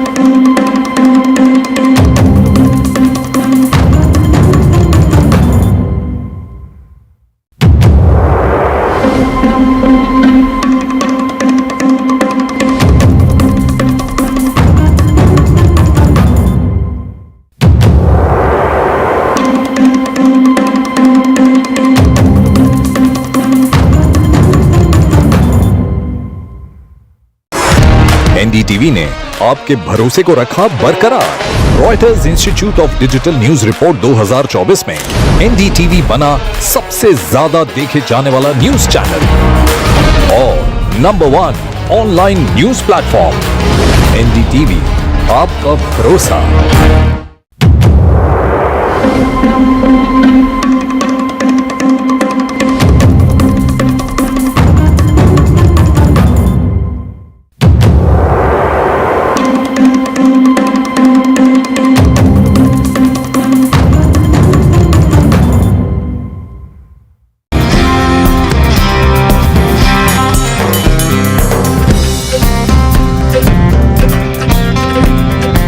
Well, it's time now for the Samarth Hero Awards. These are awards that recognize and honor individuals and institutions who have created solutions or spaces that provide greater accessibility and inclusivity. Before we get to the awards, I'd like to call on stage Arman Ali, the Executive Director of the National Centre for Promotion of Employment for Disabled People, NCPEDP, has been a key knowledge partner in these awards. Arman, welcome on stage.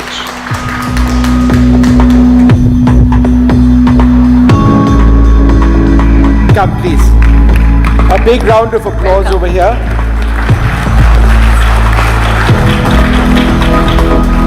I must ask you, we have award ceremonies and there are so many would consider it just a talk shop. But why do you believe that ceremonies like this, why do you believe campaigns like this are absolutely essential? And when you helped us design a lot of what we did, what was it in your mind that came first? Vishnu, I think awards, especially for in the disability sector, it's not for what that organization or individual is doing. The purpose is to create awareness. I think it's a great advocacy tool when you recognize efforts to, which anything to do with people with disability, to mainstream their issues. So I think this is excellent, and the kind of support which is coming from Hyundai and NCPEDP and NDTV, I think it has got a lot of attention and will change mindset. So I think organizing and recognizing people who are supporting disability is absolutely essential to do. It has got a great deal of acceptance. Both Sikta and I have seen it, traveling across the country. People remember small features because this has gone on throughout the year. And it means the world to us that, that message, however small it may be, has actually gone across. So that's really important. And I think your views are very welcome about right, what this yes. achieves. So we at NCPEDP, we've been running these awards from last 25 years, and very important to keep the flag flying. Issues of people with disabilities across on an everyday basis, lived experience of people with disabilities. Through these awards, these becomes mainstream discussions points. Thank you so much for being such an important part of this. I'd like to again invite on stage Mr. Ansup Kim, Mr. Tarun Garg and Mr. JT Park from Hyundai Motor India Limited.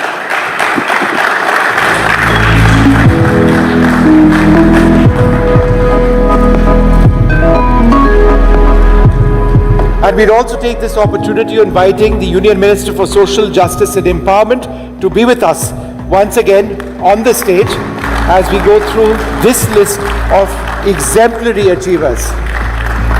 Come.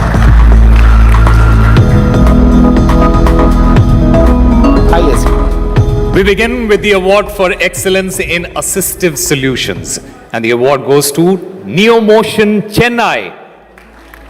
Their products NeoFly and NeoBolt in combination turn a personalized wheelchair which is smooth to propel into a roadworthy vehicle.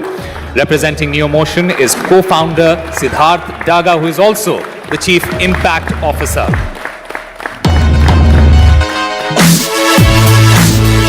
We've got the entire team over here coming up. But Siddharth, if you can accept the award from the Minister. And let me just quickly come across to ask you a quick question.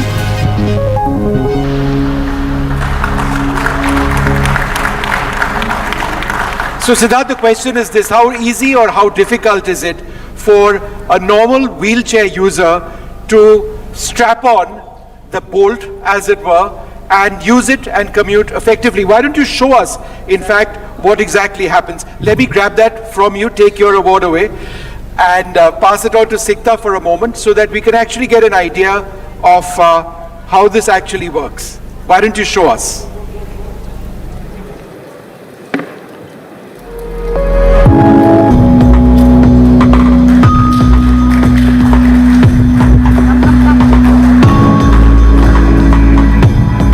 And it's as easy as that. Tell us how you went about with this idea and the design. Thank you. First of all, it's an honor to meet you also. I've been watching NDTV since I was a child, so I think it's an honor to meet you as well. Thank you so much. And all the other anchors, thank you. Our journey started in our final year of engineering at IIT Madras. We were given a problem statement. In fact, just a thought for all of you. We all swim. Most of us, I hope, can swim. But swimming is actually a very good form of exercise, even for a person with paralysis. But have you ever thought, how can a wheelchair user get into a swimming pool? Independently, or, without somebody touching them, without somebody actually picking them, putting them into the pool, sometimes leads to a lot of accidents. So our journey started by just making a simple hoist system for a wheelchair user to get into a swimming pool so that they can swim and get a form of exercise. But then that's where we met a lot of wheelchair users to understand that it's very difficult for me to come to the pool for testing. It's very difficult for me because my parents are not there today. I need to get into an auto, I need to get into a car. So that's when we realized that we need to have a solution which allows any wheelchair user to go anywhere, to school, to college, to a market, for practice for sports, independently, without having to depend on somebody, without having to think twice, thrice. So that's what led to the NeoFly and the NeoBolt, where, like you just saw, and Pravesh, Abhishek, Preshta ji, all have come from different parts of Delhi on the NeoBolt. So that shows that how easy it is to just travel here and there. And I can tell you, I'm sure our partners from Hyundai are looking at the engineering solutions over here because they're all engineers at heart. It is absolutely fantastic. But thank you so much for sharing the technology over here. It's effective, it does something which works, and it helps so many. How many users do you have? So today we are 5,500 strong users going out, watching a movie, watching a match, going for practice, going to college. So one thing we definitely saw is that while we started with mobility, we understood that we need to get this into mainstream society. So we started focusing on inclusive education, inclusive livelihood. We tied up with Zomato, and there are today 400 people on wheelchairs who are actually delivering your food on Zomato when you order them. And this is how we will scale this up. A person should be working in a retail shop, he should be working at Chroma, in Decathlon. It should be very easy for somebody to just go and work. It should not be difficult. It's that simple as that. And I would just, at the end, thank you, Arman, for guiding us at every step. I mean, that's where we understood that it doesn't stop at just engineering. We sort of probably need more to get solutions into coming up? Yes, we More do. inventions? We have a standing wheelchair that we've launched. We've launched our lightweight wheelchair, which Preshtaji is one of our earliest users. So yes, constant development is happening, even for para sports for that matter. All the accessories that you need for shooting, for various sports, we are designing that. We are ensuring that athletes have the right equipment to. Great, super. Thank you so much and congratulations once again. बहुत-बहुत मुबारक आपको. Can I ask you, please, to बहुत शुक्रिया.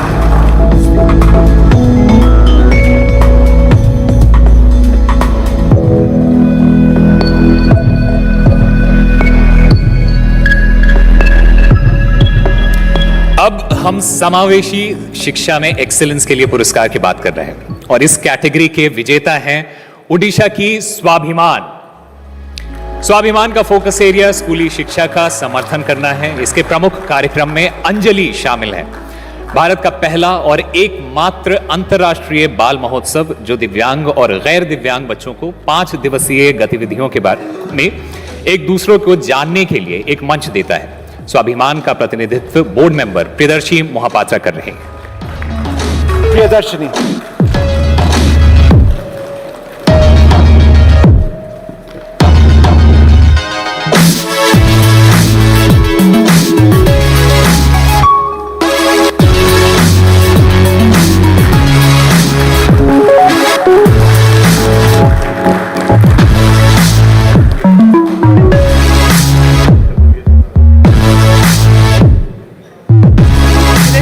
सवाल, पहले तो बहुत बहुत मुबारक. और एक सवाल ये कि जब आपने सभी बच्चों को एक मंच दिया तो क्या बदलाव देखा समझ में, आपसी बातचीत में कितना बदलाव आपने देखा? देखिए, मैं आज सुबह से ये सुन रहा हूँ कि जो चैलेंजेस हैं दिव्यांगों के लिए, और हम उनके लिए बहुत सारी चीज़ करना चाहते हैं, बट ये समाज में अगर एक्चुअल वे से हम ये इक्वलिटी और इंक्लूजन लाना चाहते हैं तो हमको उनको मेन स्ट्रीम में लाना पड़ेगा.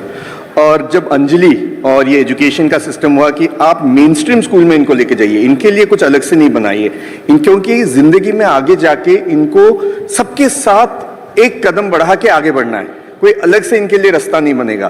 तो ये जब किया, आई थिंक सोच में बहुत बड़ा प्रभाव आया। बहुत सारे चीज हुए थे, बहुत सारे ऐसे स्टेप्स लिए गए थे जिनसे फिजिकल चैलेंजेस ओवरकम हो सके। ये आई थिंक एक बहुत बड़ा मेंटल बैरियर को ओवरकम किया कि मेन स्ट्रीम में हम सबके साथ कदम से कदम मिला के आगे बढ़ सकते हैं। आपकी कोशिशों को सलाम और एक बार फिर बहुत बहुत मुबारक। जी, thank you very much. Our next award is the Award for Excellence in Accessible Infrastructure. Winning this category is the Museum of Art and Photography in Bengaluru. This museum is committed to making art accessible to all, and so it has integrated universal design features in its physical space. From ramps and quiet rooms to Indian Sign Language support and tactile artworks for sensory exploration. Representing the Museum of Art and Photography is its member, Shailesh Kulal.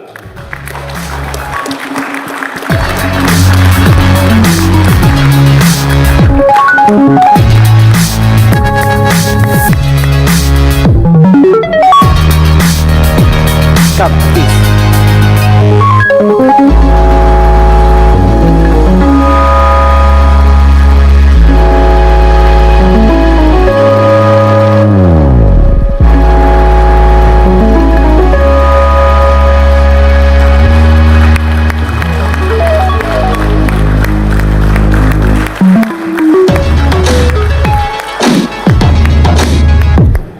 Well, I had a simple question, if I can squeeze in over here just to ask. So many museums across the country, and yet when it comes to accessibility, it's a problem. What is your message to other museums, to other places where the public can visit in terms of enhancing, accessibility? So I think thanks all of you. I mean, NDTV and Hyundai is honoring us, and I think first of all we would like to thank to Emphasis F1 Foundation, who is our accessibility partner, who had really helped us to make Museum of Art and Photography accessible to everybody. So it is very important that art and has a power of changing something, and it's important that art should be accessible for everybody. And that is where we took a step to make our museum accessible with different features, like starting from building accessibility, our exhibitions, and our programming, content, and our HR practices, everything. So what I basically say here is that other people, like the public spaces or private spaces, wherever how it is important for you to live with food, and accessibility and inclusion is for people with disability like us is very important. So taking that step, making these public spaces accessible for everyone is very important, so that we can also live with the dignity and without any barrier. So yeah. That's a wonderful message. Thank you very much. And congratulations once again. अब हम excellence इन inclusive sports के award की तरफ बढ़ते हैं, और इस category के विजेता हैं सुनील कुमार जैन, जो आस्था के फाउंडर और चीफ इनेबलर हैं। उन्होंने भारत में व्हीलचेयर टेनिस को आगे बढ़ाने में अपना महत्वपूर्ण योगदान दिया है। उन्होंने एक्सेसिबल स्पोर्ट्स फैसिलिटीज पर जोर दिया है, और उनका मौजूदा ध्यान दिव्यांग बच्चों और उनके लिए एक पूरी तरह से एक्सेसिबल व्हीलचेयर टेनिस ट्रेनिंग सुविधा स्थापित करने पर केंद्रित है।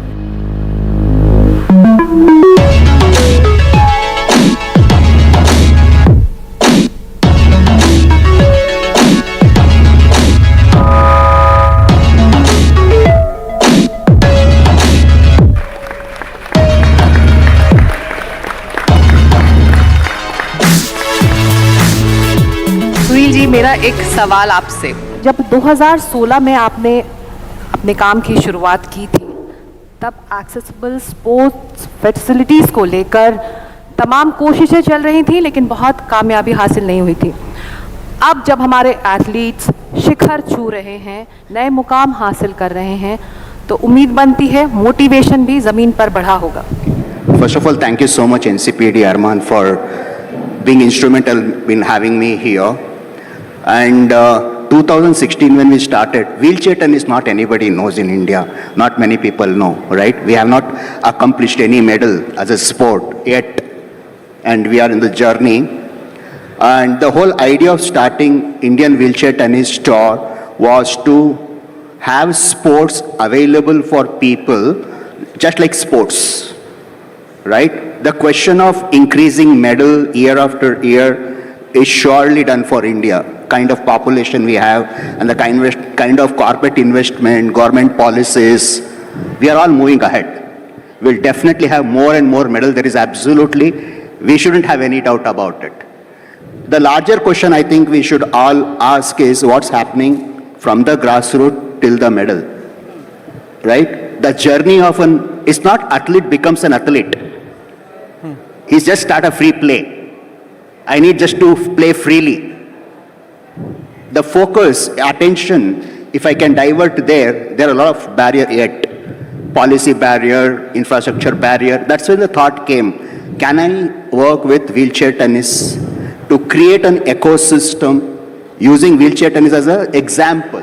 Create an ecosystem that works on a 360-degree approach, which means having a grassroots development work. We didn't have kids playing wheelchair tennis in India. We have 22 kids practicing in India, wheelchair tennis. Then competitive structure. Can I strengthen the competitive structure? Where only 1 or 2 tournaments used to happen in 2-3 years. Yes. We have 12 tournaments in the last 4-5 years. Right? And top athlete. So everything is like a cycle. And we as a country, every ecosystem has a stakeholders, right? If we don't come together for a larger purpose, and accessibility is one issue, according to me, is one of the issues. But there is a lot yet to be I done. couldn't agree more. It's an entire process that needs to come together. But thank you so much for being with us today and sharing those thoughts. And we'd love to expand on that and see what we can do as we think more deeply about this. Thank you so much. And congratulations once again. And thank you so much for this initiative. As Armar was saying, it is this kind of issues that actually allows everybody, like every stakeholders, to actually know what's happening. And thank you so much for taking that effort and creating this initiative. Thank you so much, sir. Thank you. The last of our Samarth Hero Awards is the Diversity, Equity and Inclusive Workspace Award. And this award goes to Amazon India for sustainably deploying Divyangjan as frontline associates at their operations sites since 2017, and not just deploying them, but also creating an enabling ecosystem and effectively mapping skills to jobs. Now, Amazon is represented by its DEI champions who work under the leadership of Liju Thomas, HR Director, India Operations, and Arun Kumar Singh, Director, Amazon Transport Services.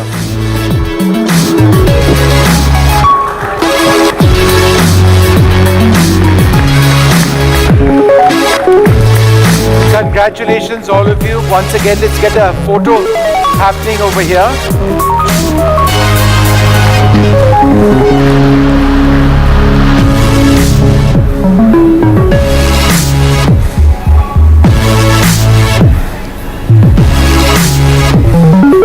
Liju, I had a question for you, and I'll pass you this mic. And the question is this: how is diversity and inclusion a fundamental part of your workplace? More than just words, how are you enabling inclusion to take place?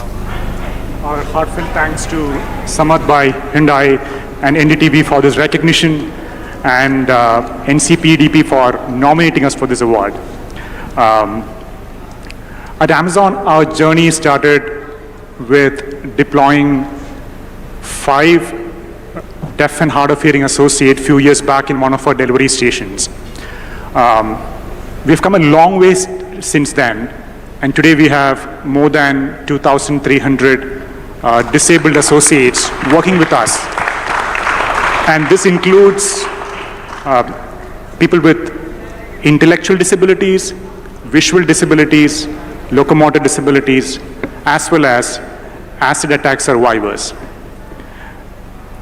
While we are proud of the progress we have made, we still believe that we are just getting started and there's a long journey for us to move ahead.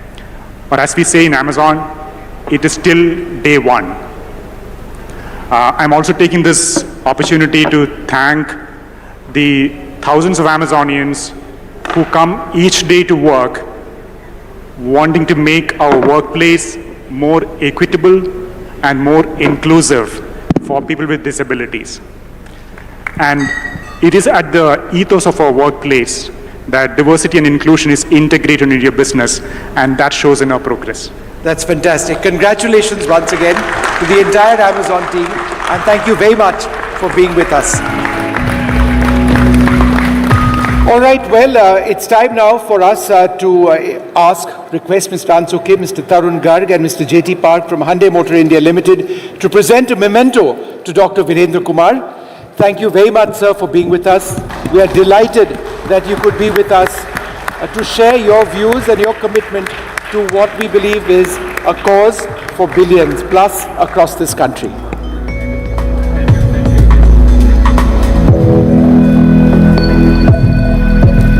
बहुत शुक्रिया माननीय मंत्री जी कि आप हमारी इस पहल में शामिल हुए पहले से आखिरी दिन में और आप हमारे साथ हैं, इस समर्थ के साथ हैं. All right, thank you everyone, and thank you to the Union Minister for Social Justice and Empowerment, Dr. Virendra Kumar, for joining the culmination show of the first year of Samarth By Hyundai. Thank you, gentlemen. And up next is something very special. A year ago, we launched the Samarth Anthem. It was performed for the very first time at the launch of the Samarth By Hyundai initiative by the boys of the Jormal Perival Memorial Senior Secondary School for the Blind. Now, since then, the distinctive melody and rousing words, they have become one of the hallmarks of Samarth By Hyundai. And today, it is being performed once more, this time by children from the Amar Jyoti Charitable Trust. The foundation for Amar Jyoti was laid by Dr. Uma Tuli in 1981. This institute is dedicated to creating an inclusive learning environment where children with different disabilities can thrive and reach their full potential. And that is exactly what you will see in this performance.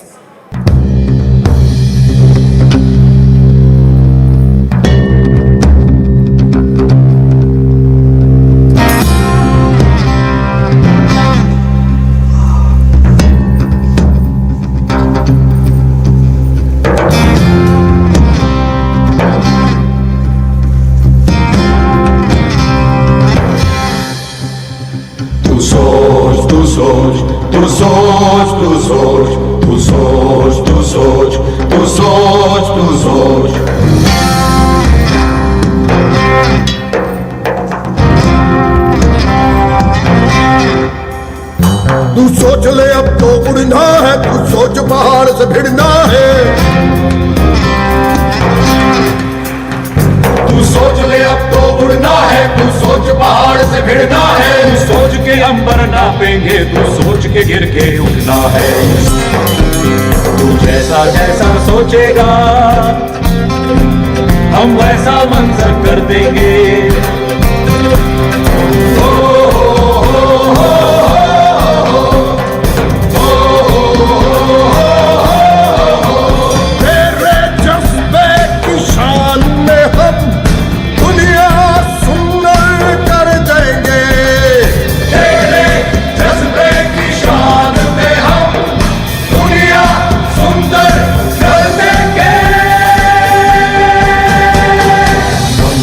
तेरी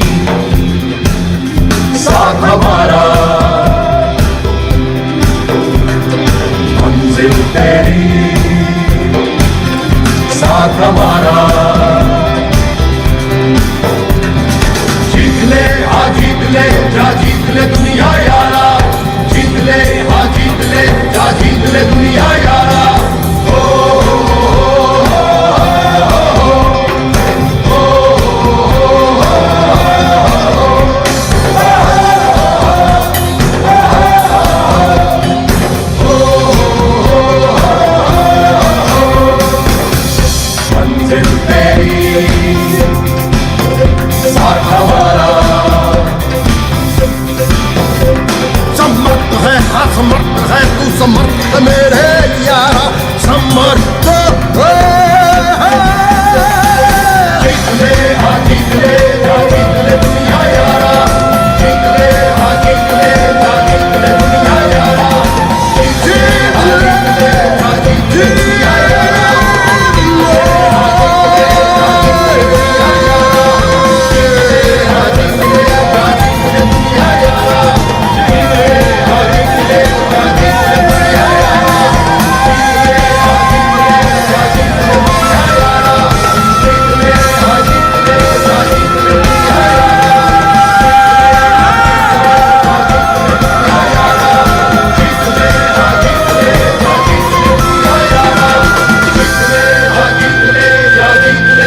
यारा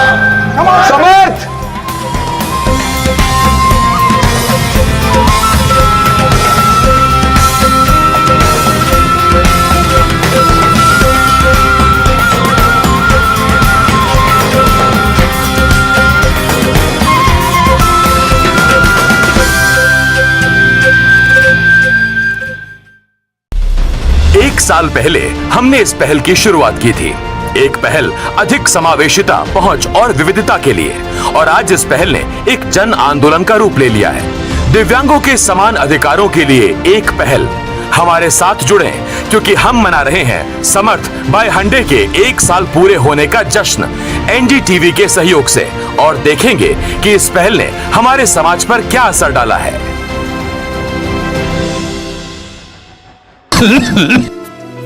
मुल्तानी घोका cough syrup, इसके तुलसी जैसे गुणकारी तत्व तुरंत असर दिखाएं और खांसी को कहें गुड बाय। मुल्तानी घोका कॉफ सिरप। वो मिस्टर विकास की फाइल आप पॉलिसी बाजार। मैम, आपका हेल्थ इंश्योरेंस क्लेम अप्रूव हो गया है। अब आप सर को घर ले जा सकती हैं। क्लेम के टाइम पे हमेशा आपकी हेल्प को तैयार। पॉलिसी बाजार, 1 करोड़ का हेल्थ इंश्योरेंस सिर्फ 390 रुपए महीने से शुरू। घुटना, कंधा या कमर, चाहे जैसा हो दर्द, डॉक्टर ऑर्थो आपको देता है दर्द से पूरी आजादी। ये कोई टेम्पररी पेन किलर नहीं, आयुर्वेदिक औषधि है। बदलते दौर में जब दुनिया का शक्ति संतुलन बदल रहा है, भारत एक मजबूत ताकत के रूप में उभर रहा है। एनडीटीवी वर्ल्ड समिट 2024 में हमारे साथ जुड़िए, जहां प्रधानमंत्री नरेंद्र मोदी दी इंडिया सेंचुरी का अपना दूरदर्शी विजन साझा करेंगे। दिग्गजों और विचारकों के इस समिट का हिस्सा बनिए, जो तय करेंगे दुनिया का भविष्य। एनडीटीवी वर्ल्ड समिट 2024 21 और 22 अक्टूबर को सिर्फ एनडीटीवी नेटवर्क पर। मुल्तानी घोका कॉफ सिरप, इसके तुलसी जैसे गुणकारी तत्व तुरंत असर दिखाएं और खांसी को कहें गुड बाय। मुल्तानी घोका कॉफ सिरप। एनडीटीवी ने आपके भरोसे को रखा बरकरार। Reuters institute of digital news report 2024 में एनडीटीवी बना सबसे ज्यादा देखे जाने वाला न्यूज चैनल और number 1 online news platform. NDTV, आपका भरोसा।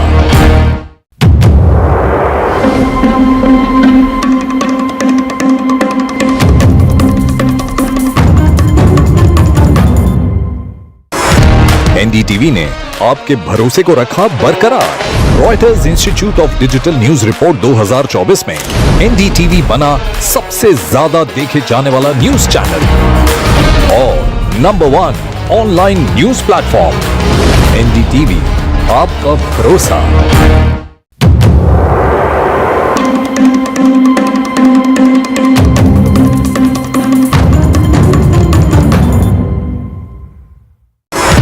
एनडीटीवी ने आपके भरोसे को रखा बरकरार। Reuters institute of digital news report 2024 में एनडीटीवी बना सबसे ज्यादा देखे जाने वाला न्यूज चैनल और number 1 online news platform. NDTV, आपका भरोसा।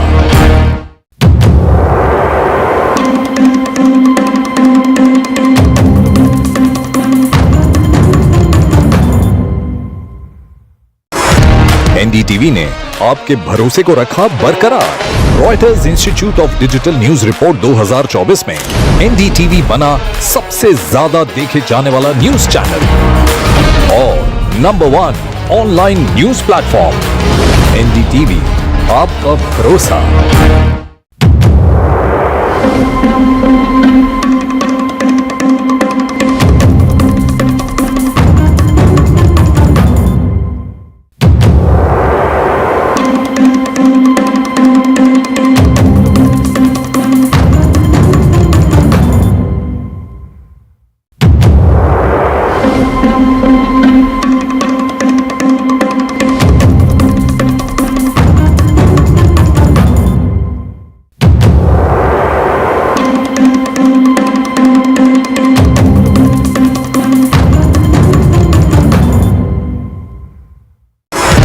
एनडीटीवी ने आपके भरोसे को रखा बरकरार। Reuters institute of digital news report 2024 में एनडीटीवी बना सबसे ज्यादा देखे जाने वाला न्यूज चैनल और number 1 online news platform. NDTV, आपका भरोसा।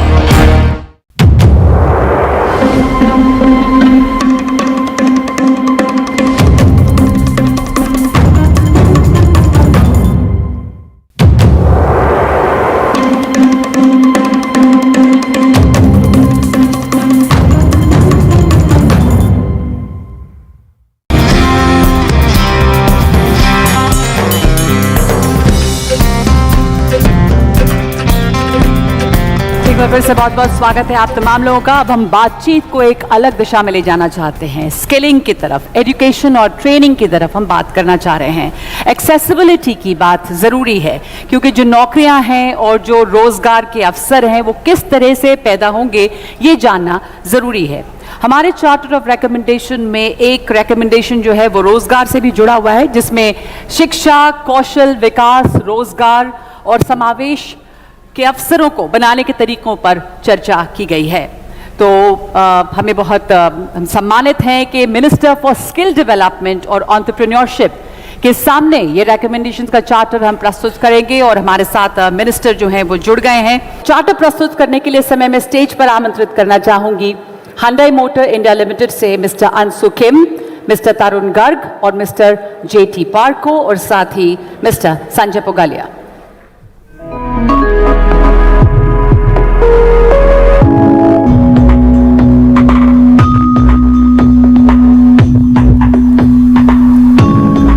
I request the Minister to please come onto the stage. The Minister for Skill Development and Entrepreneurship. Sanjay ji, over here. And we're delighted to present this to you.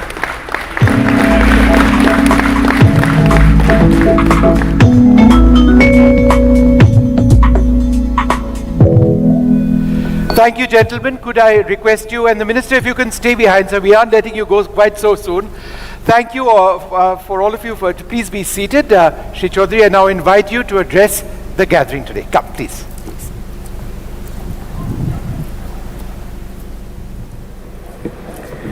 Hello, greetings. The Hyundai India representatives, Shri Kim, if I may say so, and NDTV. This is a great high-impact partnership, if I may say so. Hyundai is running a Samarth program. I haven't read these recommendations, but I believe they're coming from a right place. And they're coming after a well-researched outreach. NDTV brings a certain visibility, and Hyundai brings a certain social aptitude. I think this is a cause, an issue that personally I can deeply identify with. And it's one of the pillars of the Indian ethos, our societal way of thinking, our social practice. Growth is important. The pace of Indian growth, whether it's in the stock market or it's in the economy, is something that is being talked about throughout the globe. And as India positions itself as an attractive market, as a marketplace, as a producer, as an attractive investment opportunity, as a global competitor, we must also position ourselves as a society that is inclusive, a growth that is inclusive, that reaches all parts of our country, considering our regional requirements, our communities. And a strong aspect of that is looking at those who have been born with something that was referred to as handicaps, but the present government has referred to that community as Divyangs, as being specially abled. So I think this is an aspect which is very important, and I think our para-athletes in particular are playing a vital role. Sports is competitive. Sports helps all of us, the viewers, people who are cheerleaders for the sports persons, people who in our imagination can put ourselves on the field when we watch a sports person perform. For all of us, our sports champions help us reach the highest of our imagination. I remember as a young man, yeah, in politics I am still a young man, but it's all relative. Watching on the field, when Tendulkar walked out, the cheers of his name, or the Tufan of Dhanraj Pillai, his speed when he was running on the hockey field. Those are times when you could feel your goosebumps, and you could feel great cheering for Indian sports persons who are competing at the global stage. I felt the same tingle, the same sense of warmth, same sense of pride when I saw our Paralympians perform, achieve, and win. I am so proud that NSDC, National Skill Development Corporation, has actually made Preeti Pal our ambassador. She's won 2 medals for India. She made a record in herself. I visited her village. It's a very small village. And you can imagine when you visit a village, what is the glass ceiling for them? What can they hope to achieve at a moment where the entire village is won? It is not just Preeti Pal who has won. Every villager was with her in the sense of pride and achievement. And I visited her small house, I visited her family. Villagers came and told me, sir, हमारे यहाँ शमशान घाट बनवा दीजिए, हमारे यहाँ तालाब का सौंदर्यीकरण करा लीजिए. The pond, the village pond, is not developed. They don't have a place where they can pay their last respects to people who have died from their village. So these are very base level aspirations that collectively as a nation we must fulfill. And I feel that if Hyundai, NDTV, our corporates of our country come together, they're doing a lot of CSR. Our government, our ministries, if we direct our resources towards uplifting the people, just as a beginning, as a start, from the villages of our sports persons, I think we'll create a new churn in Indian society. We'll create a new aspiration for all young people in our country. I'm an MP who's given my entire MP lad, and there are pressures on us. Sir, सड़क बना दीजिए, नाली बनवा दीजिए, पीने का पानी की व्यवस्था नहीं है, विद्युतीकरण नहीं है, सर हमारे कॉलेज में कमरा बनवा दीजिए, कंप्यूटर लैब दे दीजिए. These are all important concerns. I've said I'm going to give my entire MP lad towards creating sports infrastructure, because I truly believe it is uplifting us.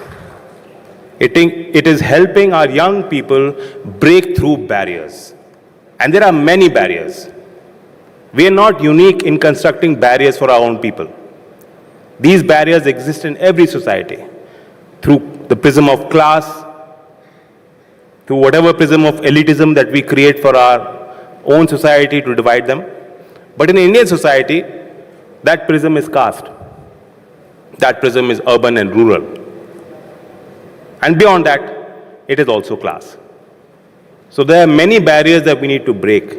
I think sports is one platform where people don't care. When we see a champion, we recognize that person's hard work, endurance, talent, we are cheering for them. We don't care where they come from. And that is the spirit where you need to look at our specially abled.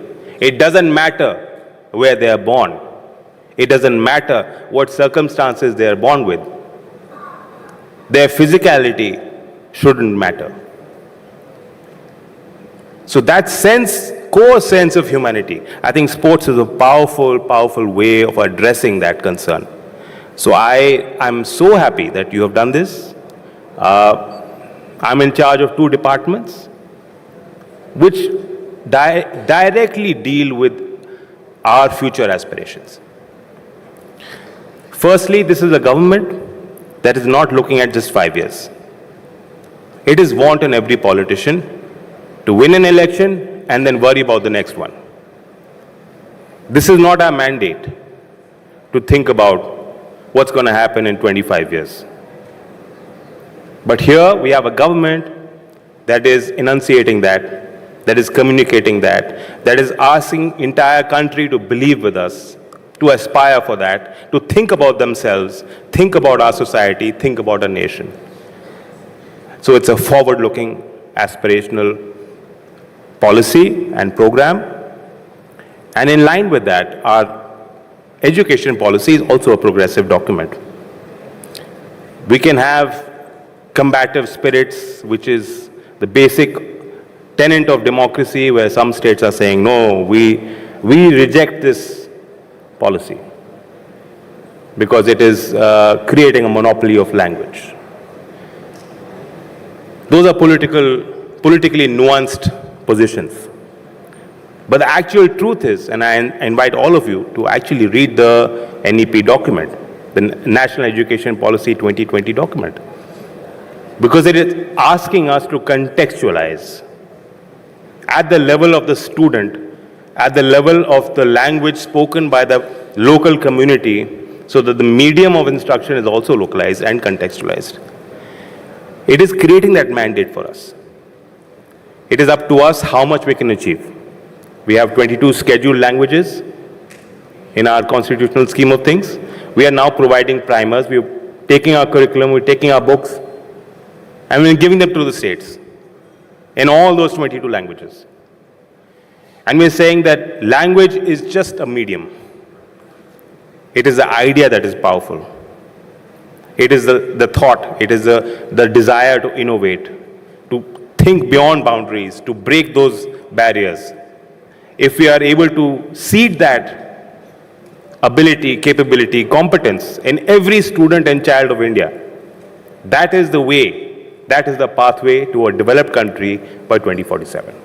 So I commend our policy. I think it is very progressive. I have a big mandate to fulfill. And as far as looking at the specially abled, looking at developing curriculum, looking at re-engineering our school infrastructure so that everyone can comprehend and be a part of that system. Currently, if you look at it, 78% of our school infrastructure is now it has been re-engineered. There are ramps. There is a capability. It was not there before, but now we are looking at that very progressively. Also, we have in Skill Ministry a separate council from 2015, which is designed for looking at the needs and aspirations of the specially abled. And around 323 curriculum has been prepared by the Skill Council across 28 sectors, 28 important vital sectors of the economy. And they are actually providing skilling programs. 1.7 lakh people have already been given skill training with regards to this curriculum, with regards to these job roles, who come from that background. So these are small steps. I thank Samarth that I'm sure in this document, it's a great looking folder, and they have some good ideas. I'll just say that, we're trying to fulfill the mandate and the belief that you have bestowed on us. George Evans said that, and I believe that every student can learn, not on the same day, not in the same way. I think that is the way in education and skilling we need to look at it throughout the entire ecosystem, and embrace people who come from different backgrounds with a different ethic and give them that opportunity to exceed expectations. With that, I thank this gathering. Thank you so much for giving us an idea of what all the government is trying to do to make the society, the system inclusive, और अपने स्कूलों की बात भी बताई कैसे अब ज़्यादा से ज़्यादा स्कूल्स जो हैं वो रैम्प्स बना रहे हैं और बना चुके हैं। अब एक बहुत ही ख़ास बातचीत के लिए एक बार फिर से मंच पर आमंत्रित करना चाहती हूँ पेरिस पैरालंपिक्स के रजत पदक विजेता योगेश कथुनिया को। उन्होंने 2 पैरालंपिक पदक जीते हैं, 2 विश्व चैंपियनशिप पदक और 1 पदक पैरा एशियन गेम्स में जीता है। आज वो हरियाणा के एम्बेसडर होने का एक और खिताब जीत रहे हैं, तो गुजारिश है श्री चौधरी से उन्हें सम्मानित करने की।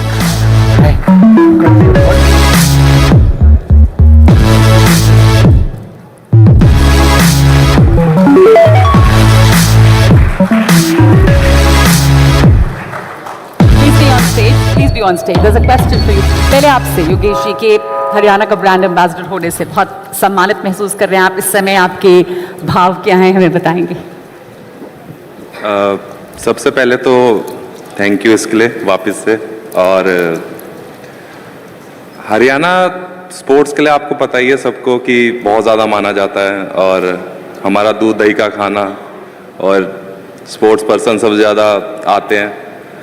और इंडिया में मैं डिस्कस को प्रमोट करना चाहता हूँ और भी ज़्यादा, डिस्कस थ्रोअर्स को और पैरा एथलीट्स को स्पेशली, क्योंकि एक जो इक्वालिटी है हमारी स्पोर्ट्स पॉलिसी में कैश अवार्ड को लेके चाहे किसी भी चीज़ को लेके, वो बहुत ज़्यादा अच्छी है। और सेकंड टाइम मैं पैरालंपिक्स में जब सिल्वर मेडल जीता था तो इतनी ज़्यादा खुशी नहीं हुई थी जितनी फर्स्ट टाइम हुई थी, क्योंकि थोड़ा सा चूक गया था इस बार भी गोल्ड से। और ज़िंदगी मेरी चांदी पे ही चल रही है फिलहाल तो आगे जाके थोड़ी सी और मेहनत करनी पड़ेगी मुझे, और ताकि इसको चांदी से सोना में बदलूं। जी जयंत जी, आपसे एक सवाल। ये चार्टर ऑफ रिकमेंडेशंस अभी दी गई हैं और बहुत सारी आपने भी बातें बताई क्या क्या कोशिश है, इन रिकमेंडेशंस में से क्या इम्प्लीमेंट क्या पूरा करना चाहेंगे आप? Like I said, government policy is very progressive and forward-looking, and we are championing the cause of whether it's our para-athletes or especially abled in our villages, in our urban communities. They need to be walking with us, stride to stride. What do you think is one thing that's really needed to make it inclusive, something that you would like to do? So for me, that 78% of our school is accessible right now with ramps. We need to increase it to 100% as soon as we can. I think that's a goal that is in our reach. It is possible, and we can do it in a time frame. Thank you so much. Right. Yogesh, thank you very much. Minister, just be with us for a moment. Thank you, Yogesh, very much for being with us. Okay, I'd like to invite back on stage Mr. Ansu Kim, Mr. Tarun Garg, Mr. J.T. Park of Hyundai Motor India Limited to present the Minister with a memento. Thank you for coming and sharing your valuable time. It's wonderful that you could be here and share your thoughts. So this memento is for you.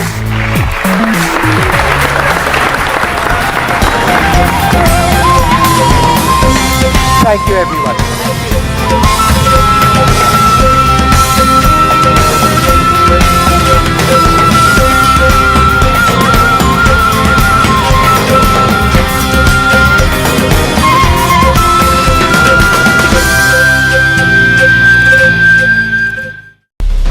एक साल पहले हमने इस पहल की शुरुआत की थी, एक पहल अधिक समावेशिता, पहुंच और विविधता के लिए, और आज इस पहल ने एक जन आंदोलन का रूप ले लिया है।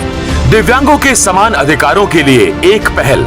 हमारे साथ जुड़े क्योंकि हम मना रहे हैं समर्थ बाय हंडे के 1 साल पूरे होने का जश्न एनडीटीवी के सहयोग से, और देखेंगे कि इस पहल ने हमारे समाज पर क्या असर डाला है।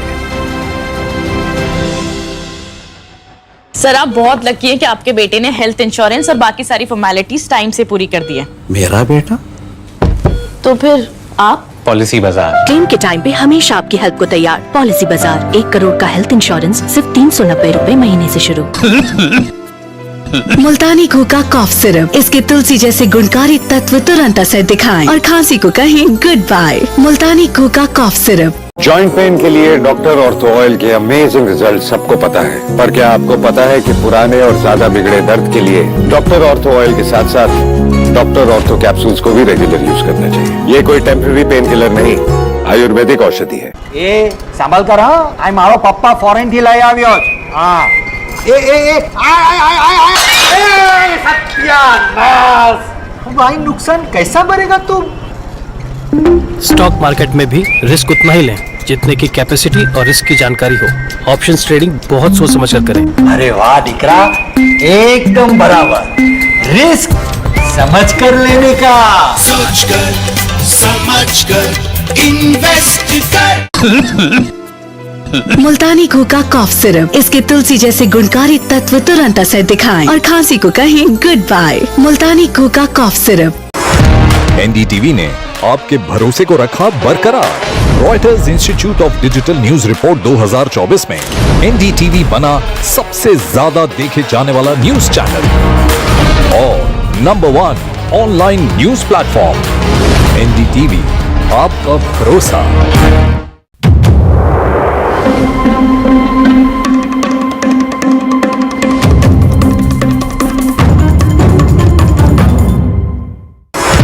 एनडीटीवी ने आपके भरोसे को रखा बरकरार। Reuters institute of digital news report 2024 में एनडीटीवी बना सबसे ज्यादा देखे जाने वाला न्यूज चैनल और number 1 online news platform. NDTV, आपका भरोसा।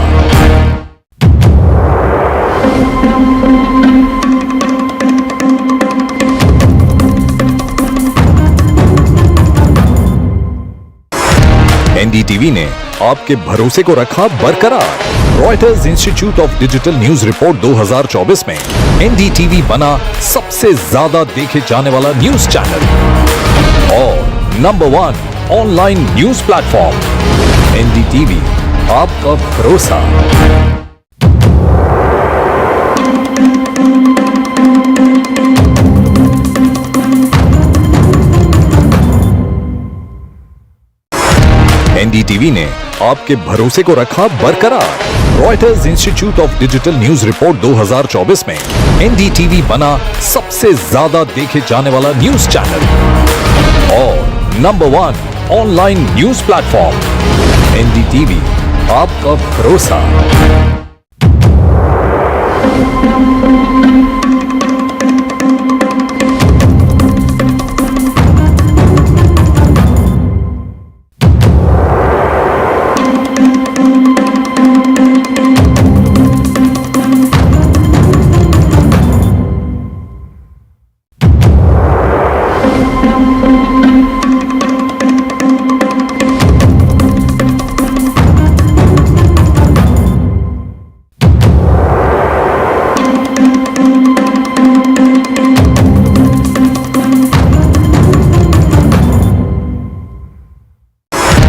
एनडीटीवी ने आपके भरोसे को रखा बरकरार। Reuters institute of digital news report 2024 में एनडीटीवी बना सबसे ज्यादा देखे जाने वाला न्यूज चैनल और number 1 online news platform. NDTV, आपका भरोसा।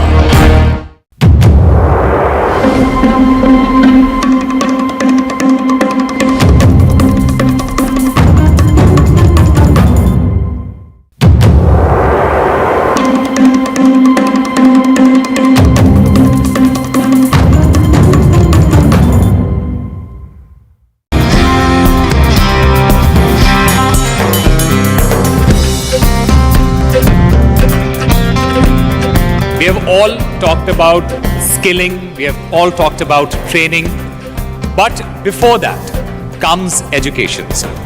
Now, education is a basic human right and every child should be able to go to school. But as per a 2019 UNESCO report, out of 78.64 lakh children with disability in India, 3/4 of those aged 5 years do not attend any educational institution. 12% of the children with disability, they have dropped out of school, and 27% of children with disability, they have never attended any educational institution, and this is alarming. This is why we need inclusive education. It's a government priority, but there is a gap between policy and implementation. To discuss this, I would now like to invite on stage Ambika Singh Kama and our panelists. Education is not a privilege and every child should benefit from it. Like all children, children with disabilities have ambitions and dreams for their future. Like all children, they need quality education to develop their skills and realize their full potential. Disability is one of the most serious barriers to education across the globe. It isn't just the lack of infrastructure, it is also the lack of teachers trained to work with disabilities and a sensitized ecosystem that treats children with disabilities as equals and not objects of pity or derision to be left out of every activity. Samarth By Hyundai engaged with more than 50,000 young students to sensitize our youngest citizens from an early age. And what happened in those interactions? To tell us more, today we are joined by Dr. Ruchi Seth, Director Principal, Lotus Valley International School, Noida, Ms. Mari Shanti Priya, Principal, Vista International School, Hyderabad. We also have with us Dr. Uma Tulli, Founder, Amar Jyoti Charitable Trust, Padma Shri Awardee, Professor Veera Gupta, former Secretary, CBSE, and we have with us Dr. Bhavna Taragi, Deputy Head of Research, Development and Consultancy Division, CISCE. Thank you so much for joining us, and it's a pleasure to have you today, on this initiative. To begin with, Dr. Ruchi, I would like to start with you. Tell us about, the initiative, which, what Samarth did. Tell us the impact there, how much of awareness was really brought into the children with the initiative. So, Ambika, our school is already very sensitive to the needs of all the students, and we have a motto which we like to, oft repeat. It's called "Every star shines differently." So, every student actually, for us, is unique, whether they have an ability, a special ability, or and there's a lot of sensitization that we've already done in the last few years. So when Samarth came to us, we were delighted. And we had our students of class 6 and 7, because I believe that if you want to make an attitudinal change, you have to do it as early as possible and when it makes sense to them. So it was quite amazing at the way they responded to the question answers that went on. And I'd like to say that the Honorable Minister for Social Justice who was here, and he said to Mr. Malhotra, he said, ये याद रखना कि आप बाकी अपने सहपाठियों को भी प्रोत्साहित करते हैं. But this class 6 child, he said, they should remember, and when he said they, it meant the heroes on the stage who had come through Samarth. They should remember that they are not only, their skill and determination is not only helping them achieve their own goals, but they are helping everybody in the world to achieve their goals. Absolutely. What a wonderful statement by a class 6 student. Yes. That's as far as we've been able to sensitize not just children, not just teachers, but we have a whole school approach. The nannies, the guards, the students, the teachers, the parents, everybody is sensitized in the school. Which is really, really critical. If I can come to you, Ms. Shanti Priya, tell us about, the Samarth By Hyundai workshop. What impact did you see or have you seen in your school post the workshop?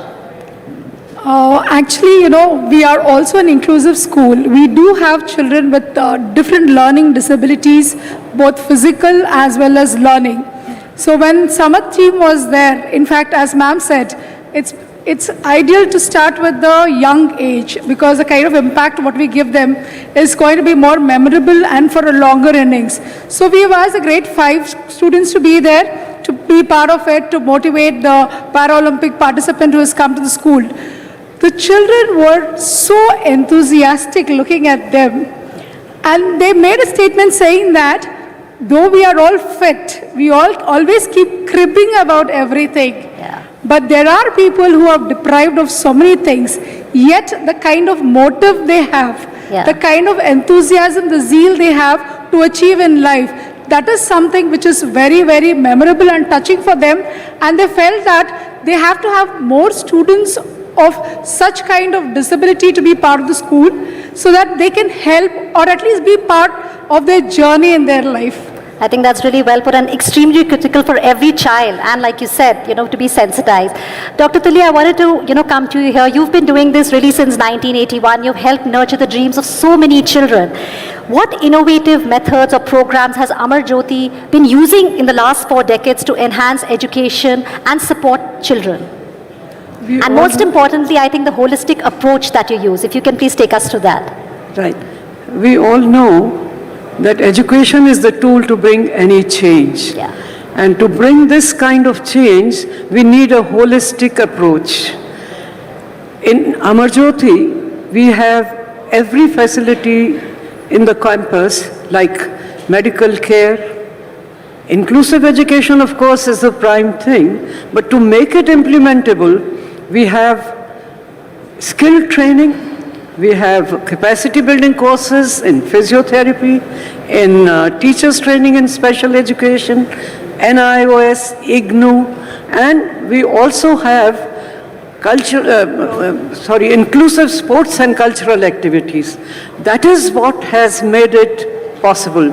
And the thing really that worked for us is the convergence of resources involving government, community, having CBR, community-based rehabilitation program, reaching out to the philanthropic donors, liaison with our institutions, and this kind of convergence has really made it possible. Looking for volunteers all the time and looking for funds. I'm a professional beggar. I think your collaboration, convergence, like you rightly said, is very critical, and it really brings an impact. Professor Veera, if I could come to you here, you brought up a child with a specific learning disorder.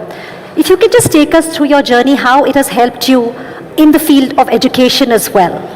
Thank you, Ambika. Certainly, when I had my daughter and I recognized that she is dyslexic, and that too early 2000, so that time it was neither in academic documents nor in policy documents that dyslexia was recognized as a disorder or disability. RPWD came in 16. By the time she had already enrolled in medical college. So if you see her KG certificate, school performance record, and today she is a public health professional in Johns Hopkins. Oh wow. So the journey of my child from KG, when SLD is recognized only when the child goes to school. Prior to that, it is a very bright, naughty, intelligent child. Only in the school, the child becomes poor performer. So the entire history I have written in an article that is published also, and it is very educative, motivating and learning for all the parents, because dyslexia is a hidden condition. Maybe many of us could be dyslexic, but we don't know. But it is the advocacy group and many people who have worked towards this condition and brought it in RPWD Act, that today we recognize it as one of the condition. But it took us a lot of time to write a policy how it should be identified and certified. It was as late as 2020 when High Court gave a judgment that how it should be diagnosed and certified. And now these children are getting some reservation and those facilities. So, but it is there, and these children are generally with emotional and all other depression or anxiety problems because their condition is not recognized. Yes. And people are not able to give that kind of a support. And this population is maximum in number. So these are 20% in any population out of the disability. But we have identified only 1% as per UDICE data. And in our colleges, even I am a professor in Jamia, there is none enrolled with SLD identified child. So we still have in higher education orthopedic and blind who are coming, but other hidden disabilities are not really reaching higher education. So I think hidden disabilities is something which is extremely critical, and I'm just going to repeat the lines what the Honorable Minister said. Every student can learn, just not in the same day or in the same way. So for that, I would like to come to you here, Dr. Bhavna. Could you give us an overview or tell us about how the board is implementing its comprehensive guidelines to support students with diverse needs, especially when we're looking at concessions, like Professor Veera also just said. How does it help the students here? Yeah, thank you, Ambika. So the CISE board, the philosophy of the board is that schools are for all. and the responsibility of making them accessible and giving them engaged learning environments to all children lies with the board. It lies with the affiliated schools. The board supports the children with diverse needs through a comprehensive policy where we are not just offering support measures to children who are having benchmark disabilities. The board has gone ahead and is offering the same concessions and benefits to children who are at the borderline of disabilities also. So I think the borderline intellectual functioning and children who are not meeting the benchmark of 40% yet are lagging behind in their learning trajectories because of certain disabilities or conditions, the board is offering them ample support. Another landmark decision of the board was pertaining to providing support to students who are having sensory processing disorders. We are allowing students we are facilitating them, the students on the autism spectrum, the Asperger's syndrome children, to visit the examination center a day or two prior to be able to familiarize with the environment. We are also facilitating building rapport with the adult prompters, with the readers, the scripters. We are doing that. Also, we are allowing them to wear the earphones, use the assistive devices that they usually have been learning with during their school time.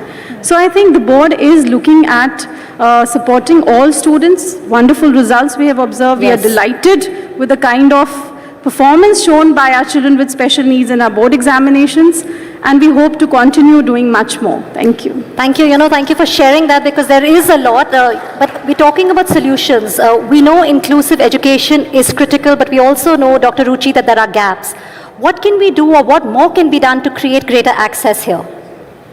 So I think it's very important that the leadership team, the management, the principal, the key leaders should desire that they make a change, and this should translate into action. What I see through my experience is that there's a big gap between the rural and the urban. As you go into the interiors of the country, the gap begins to show very rapidly. And it's not just the infrastructure. There are schools where we have insisted, we have, as members of the inspection committee, we've gone and we've said, you don't have a ramp or something. We're giving you this much time, so please make the necessary infrastructure. That is easy to convert. But what is difficult is the mindset and the attitude to make resources available, train teachers to cater to the needs, the special needs of people with special needs. Just taking from what you said, mindsets and attitudes, parents here play a very critical role. Yes. I would like to ask you here, Ms. Shanti Priya, how can we make parents understand, or they have, they have a resistance that the children could have a learning disability? Again, coming to our country, I feel it's still a taboo to know that your child is disabled. So, it's not just the parents, because the way people look at them, that makes the difference. It's the attitude and the approach of the society at large. So when the children danced over here at this platform, I felt that we have given them a hope, a faith. There is a very big community out there which is willing to accept them, to make them part of their life. So which is very important for us to make parents who have got these children with learning disabilities to feel that we are there to help them, not to make them feel that they have given birth to a child who's going to be dependent on them for the rest of their life, not just on them, also on the society. So that's where we have to, kind of reach out to the parents. Maybe programs like Samarth, organizations like NDTV, organizations like Hyundai can come up and organize events and shows at a larger scale, which can talk to parents and sensitize them that it is okay to have a child like that. There is a larger group which can accept them and support them. If something like that can be done, I think that would be great. Absolutely. Professor Veera, you work closely on policy making. Do our boards have system in place for identification, diagnosis, certification, as well as intervention of students with specific learning disability? See, specific learning disability is a group of 5 conditions. Dyslexia, reading problems; dysgraphia, writing problems; dyspraxia, balance problem; ADHD, and dyscalculia. So maybe we see that in our education system there are people who can read, write well, but when it comes to maths they fear.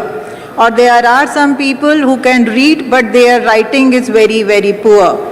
So since these 5 conditions can vary within a child and also among the children, so identification is very difficult. Prior to RPWD and after Nimhan's battery, it was a school assessment only. Yes. What they write, which we call curriculum-based assessment. And we had SNDT University's Smriti Swaroop, who had given one checklist. Today we have very nice checklist which is called Prashast, prepared by NCERT, which is a very good tool in the hands of all the teachers. In fact, we've spoken about so many things and we're running out of time. I just want to talk about mental health. I think that's a very critical issue. But before I come for the last question to you, Dr. Tully, Dr. Bhavna, tell us about the mental health issues. We've seen post-COVID, a lot of children are dealing with depression, stress. What initiatives is the board implementing or trying to do to support children so that they can handle their mental well-being or improve their mental well-being at this point? Yes, Ambika, definitely we've seen a surge in the diagnosis of depression and anxiety amongst children in the schools now. So the board can create policies, but actually what happens and how the children are supported depends on what happens inside the classroom. Inside the classroom, it is the teacher who is the academic leader of the class, and the teacher needs to be empowered to first diagnose that there is a problem, to be able to scan, to be able to screen, and then to be able to give the mental first aid, the psychological first aid that is required. The board has taken very concrete steps, a lot of them regarding teacher training, where we've tied up with Samvad, Nimhan's Bangalore, to train our counselors and teachers to identify what are the first signs of a mental concern, a psychological concern. We've created master trainers through the short-term training program who've gone ahead and done trainings in the schools. Also, we're doing a kind of a monitoring and evaluation where we seek reports from the school as to what are the kind of cases that they are finding and how we can support. Even in the support measures that we have extended, mental illnesses are being covered as per the RPWD Act. And special concessions are granted with adult prompters for children who are having psychological disorders as well. Apart from that, we are also conducting several online webinars to sensitize early detection. Yes. Early detection is the key, and then providing them the right kind of support measures. For example, ma'am spoke about the Prashast, the screening checklist. Similarly, there is an early identification checklist built by the MOE, which is on the website of MOE, for screening of mental health disorders. Yes. And that particular screening checklist, it's a very, very strong tool.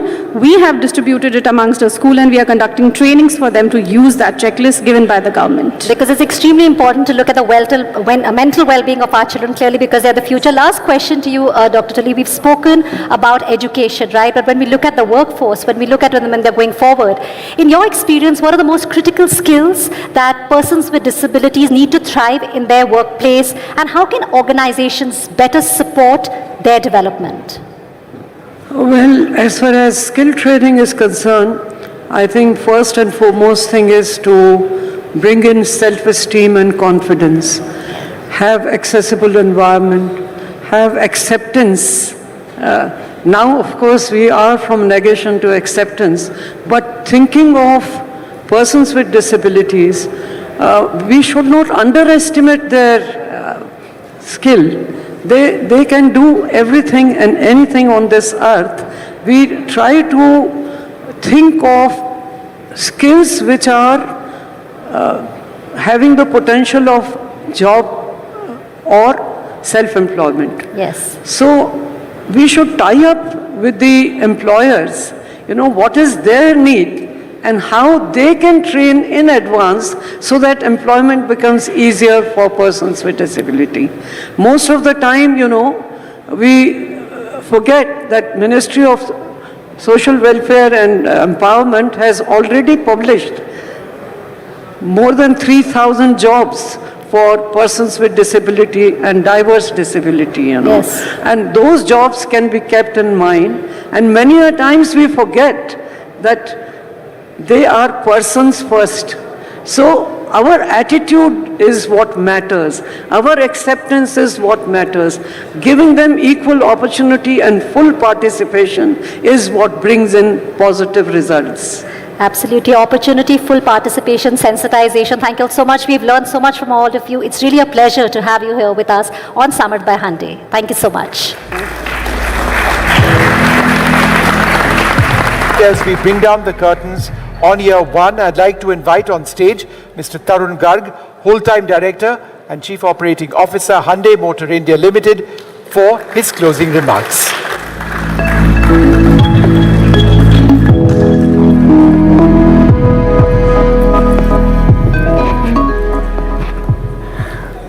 Good afternoon, ladies and gentlemen. Thank you for joining us today as we celebrate 1 year journey of Samarth by Hyundai, an initiative which is very, very close to my heart. I appreciate all of you for being part of this groundbreaking movement and being a true ambassador of change. Friends, last November, we began our journey to build an inclusive and barrier-free society for people with disabilities. I'm humbled to share that along with our partners in this initiative, we were able to do some groundbreaking work. We have raised awareness, built partnerships, and created various moments of embracing accessibility for people with disabilities. The past year has also been an eye-opener for us. We have witnessed moments that moved us, inspired us, and sometimes left us speechless. I'll never forget watching the Indian blind cricket team play against Sri Lanka. Their skill and performance were no less than any other cricket player in the world. Friends, at Hyundai Motor India Limited, we are driven by our global vision of progress for humanity. Every step we took under Samarth is aimed at creating opportunities and progress for people with disabilities in India. I am proud to share that we have made significant strides in the past 1 year. All Hyundai dealerships are now equipped with accessible entry and exit points, and most have wheelchairs available. Beyond physical infrastructure, we have also made our website more accessible through our partnership with Evinced. We launched 4 unique Hyundai Mobis accessories to make our cars more accessible to passengers with disabilities. These accessories are now available at all Hyundai dealerships on order. Our partnerships with Go Sports Foundation, Samarth Trust for the Disabled, and Wheeling Happiness have yielded fantastic results.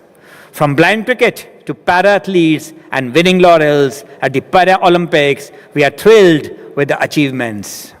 We all know that our blind cricket team won the series 5-0 against Sri Lanka.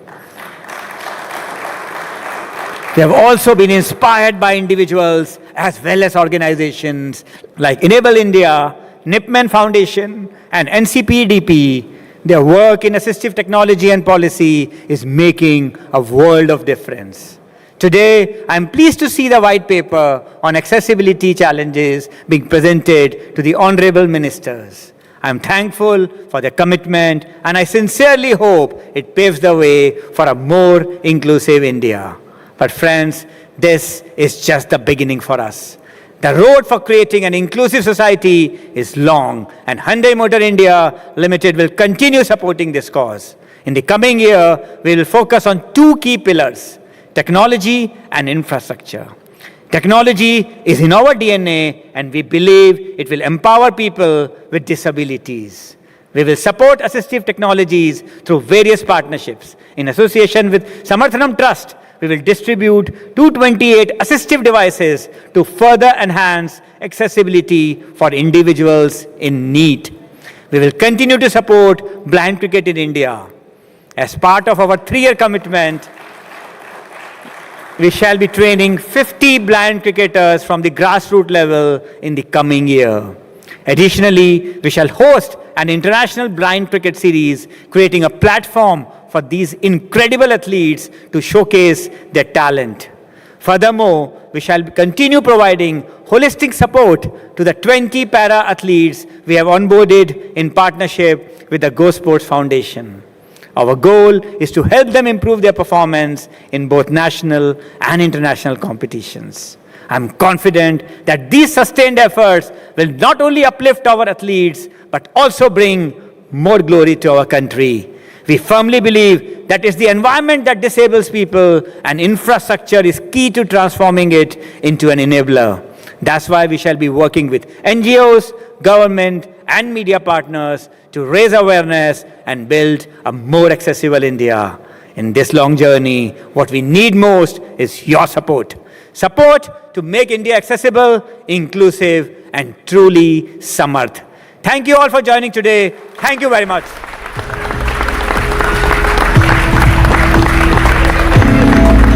All right, with that, we come to an end of today's event, marking the close of year 1 of Samarth by Hyundai. No doubt the initiative will build on this foundation to come back even stronger in the second year. The conversation has begun. Let's all make Samarth by Hyundai a people's movement. Thank you all for joining us.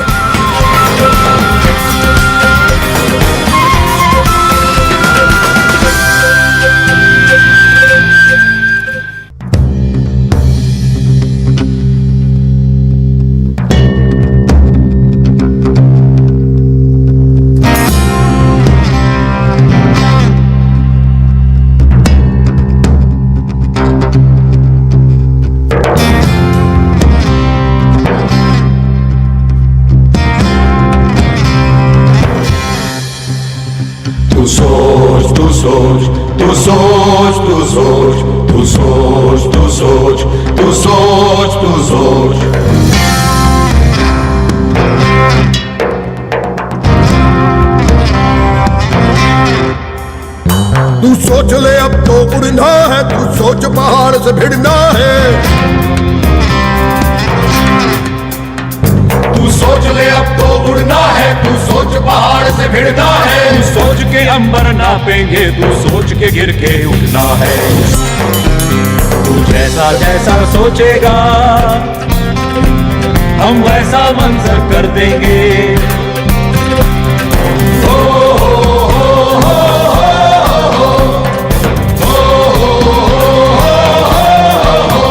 तेरे जज्बे की शान में हम दुनिया सुंदर कर देंगे। तेरे जज्बे की शान में हम दुनिया सुंदर कर देंगे। मंजिल तेरी साथ हमारा, मंजिल तेरी साथ हमारा। जीत ले हाँ जीत ले जा जीत ले दुनिया यारा। जीत ले हाँ जीत ले जा जीत ले दुनिया यारा।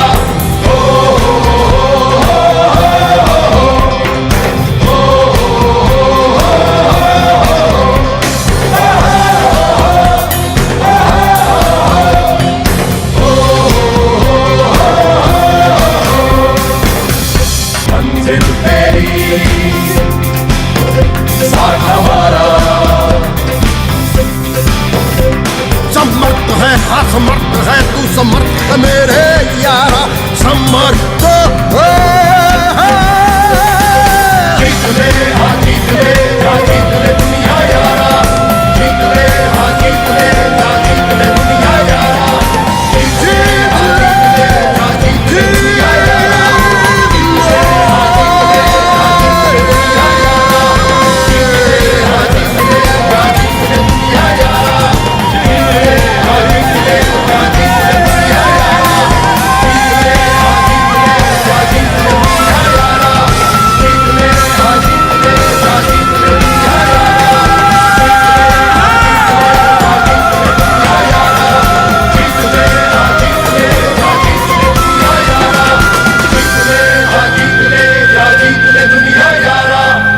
Samarth!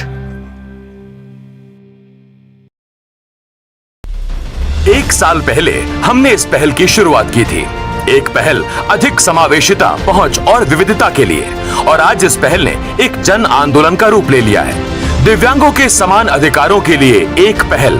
हमारे साथ जुड़े क्योंकि हम मना रहे हैं समर्थ बाय हंडे के 1 साल पूरे होने का जश्न एनडीटीवी के सहयोग से, और देखेंगे कि इस पहल ने हमारे समाज पर क्या असर डाला है।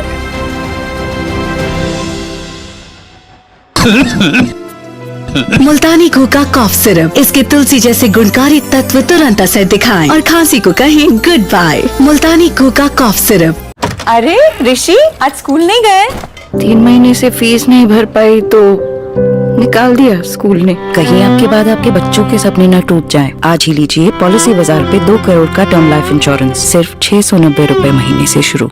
डॉक्टर ऑर्थो ऑयल के रेगुलर मसाज से जॉइंट हेल्थी रहते हैं, और अगर प्रॉब्लम बहुत पुरानी है तो डॉक्टर ऑर्थो कैप्सूल्स साथ लेना ना भूलें। अब दर्द भी घुटने टेकेगा। मुल्तानी घोका कॉफ सिरप, इसके तुलसी जैसे गुणकारी तत्व तुरंत असर दिखाएं और खांसी को कहें गुड बाय। मुल्तानी घोका कॉफ सिरप। एनडीटीवी ने आपके भरोसे को रखा बरकरार।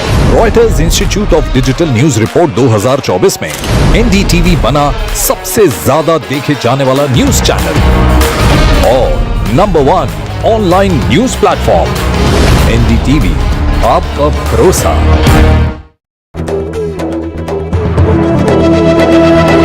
ये है एनडीटीवी और आप देख रहे हैं एनडीटीवी मध्य प्रदेश छत्तीसगढ़। नमस्कार, मैं हूं ज्योति सिंह। खबरों की शुरुआत करते हैं हम खबर के साथ। खबर है सूरजपुर से, जहां एक गैरेज और मोटर पार्ट्स की दुकान में आग लग गई। आग की वजह से दुकान में रखा सामान और 3 बाइक्स जलकर खाक हो गई। आग लगने की सूचना पर फायर ब्रिगेड मौके पर पहुंचा, जिसने कड़ी मशक्कत के बाद आग पर काबू पाया। आसपास मौजूद गांव वालों ने भी आग बुझाने में मदद की। शुरुआती जांच में शॉर्ट सर्किट आग लगने की वजह बताया जा रहा है। ओडगी इलाके के बैजनाथपुर गांव का ये मामला है। केटो गाड़ी था सर।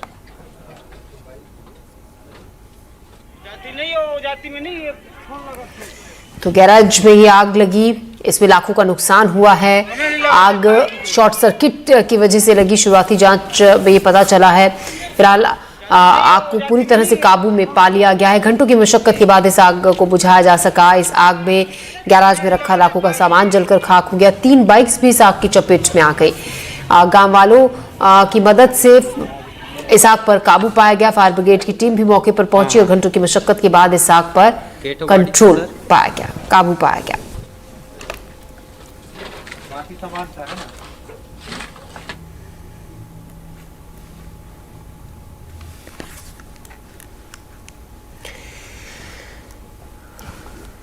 गुना में पंचायत राज और सरपंचों के अधिकार बहाली को लेकर सरपंच संघ ने और कांग्रेस ने प्रदर्शन का आह्वान किया। इससे पहले एमपी के पूर्व मुख्यमंत्री दिग्विजय सिंह ने कहा था, मोहन सरकार पंचायतों को उनके अधिकार वापस दे। मैं जब मुख्यमंत्री था, पहली बार पंचायत चुनाव जब हुए थे संविधान संशोधन के बाद, तो हमारा ये प्रयास था कि सरपंचों को पूरा अधिकार मिलना चाहिए और उन्हें गांव के समस्याओं को निदान करने के लिए पर्याप्त राशि उपलब्ध होना चाहिए और पर्याप्त अधिकार होना चाहिए। उसी को लेकर सरपंच संघ ने, जो अराजनीतिक संगठन है, 20 सूत्रीय मांग पत्र रखा था, जिसके बारे में हमने 2 अक्टूबर 2024 को हर ग्राम सभा में ये प्रस्ताव पास कर माननीय मुख्यमंत्री जी को पत्र लिखा था, लेकिन उसका कोई असर नहीं हुआ। हमने उसी समय कह दिया था, यदि उसका असर नहीं हुआ तो हम 18 अक्टूबर को पूरे प्रदेश में सभी ग्राम पंचायत के लोग जो कि सरपंचों को अधिकार देने के पक्ष में है, वे मिलकर हम दोपहर को 12 से 2 बजे के बीच में चक्का जाम करने का प्रयास करेंगे, एक सांकेतिक विरोध के रूप। छत्तीसगढ़ की निलंबित आईएएस अधिकारी रानू साहू की मुश्किलें बढ़ गई हैं। पहले से ही कोयला घोटाले में जेल में बंद रानू साहू को ईडी ने डीएमएफ घोटाला मामले में रिमांड पर ले लिया है। साहू के साथ साथ एक और महिला अफसर माया बैरियर के भी रिमांड ईडी को मिले हैं। दरअसल ये डीएमएफ घोटाला करीब 1000 करोड़ रुपए का है। इसी मामले में ईडी ने कोर्ट से रानू और माया की रिमांड मांगी थी और कोर्ट ने ईडी को 5 दिनों की रिमांड दे दी है।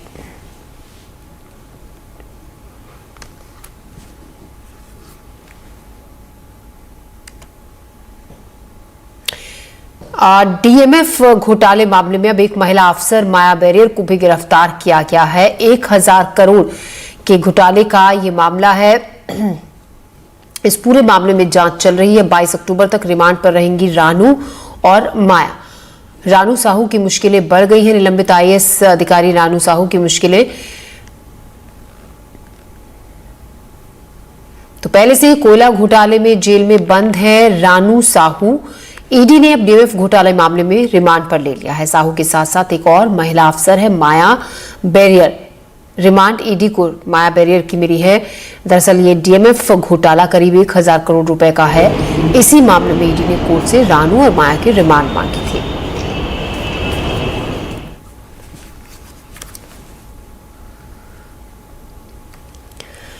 मुंबई से न्यूयॉर्क जा रही एयर इंडिया की फ्लाइट को बम से उड़ाने की धमकी के मामले में लगातार पूछताछ जारी है। मुंबई पुलिस नाबालिग आरोपी को साथ लेकर गई। मामले को लेकर एडिशनल एसपी राहुल देव से एनडीटीवी ने बातचीत की।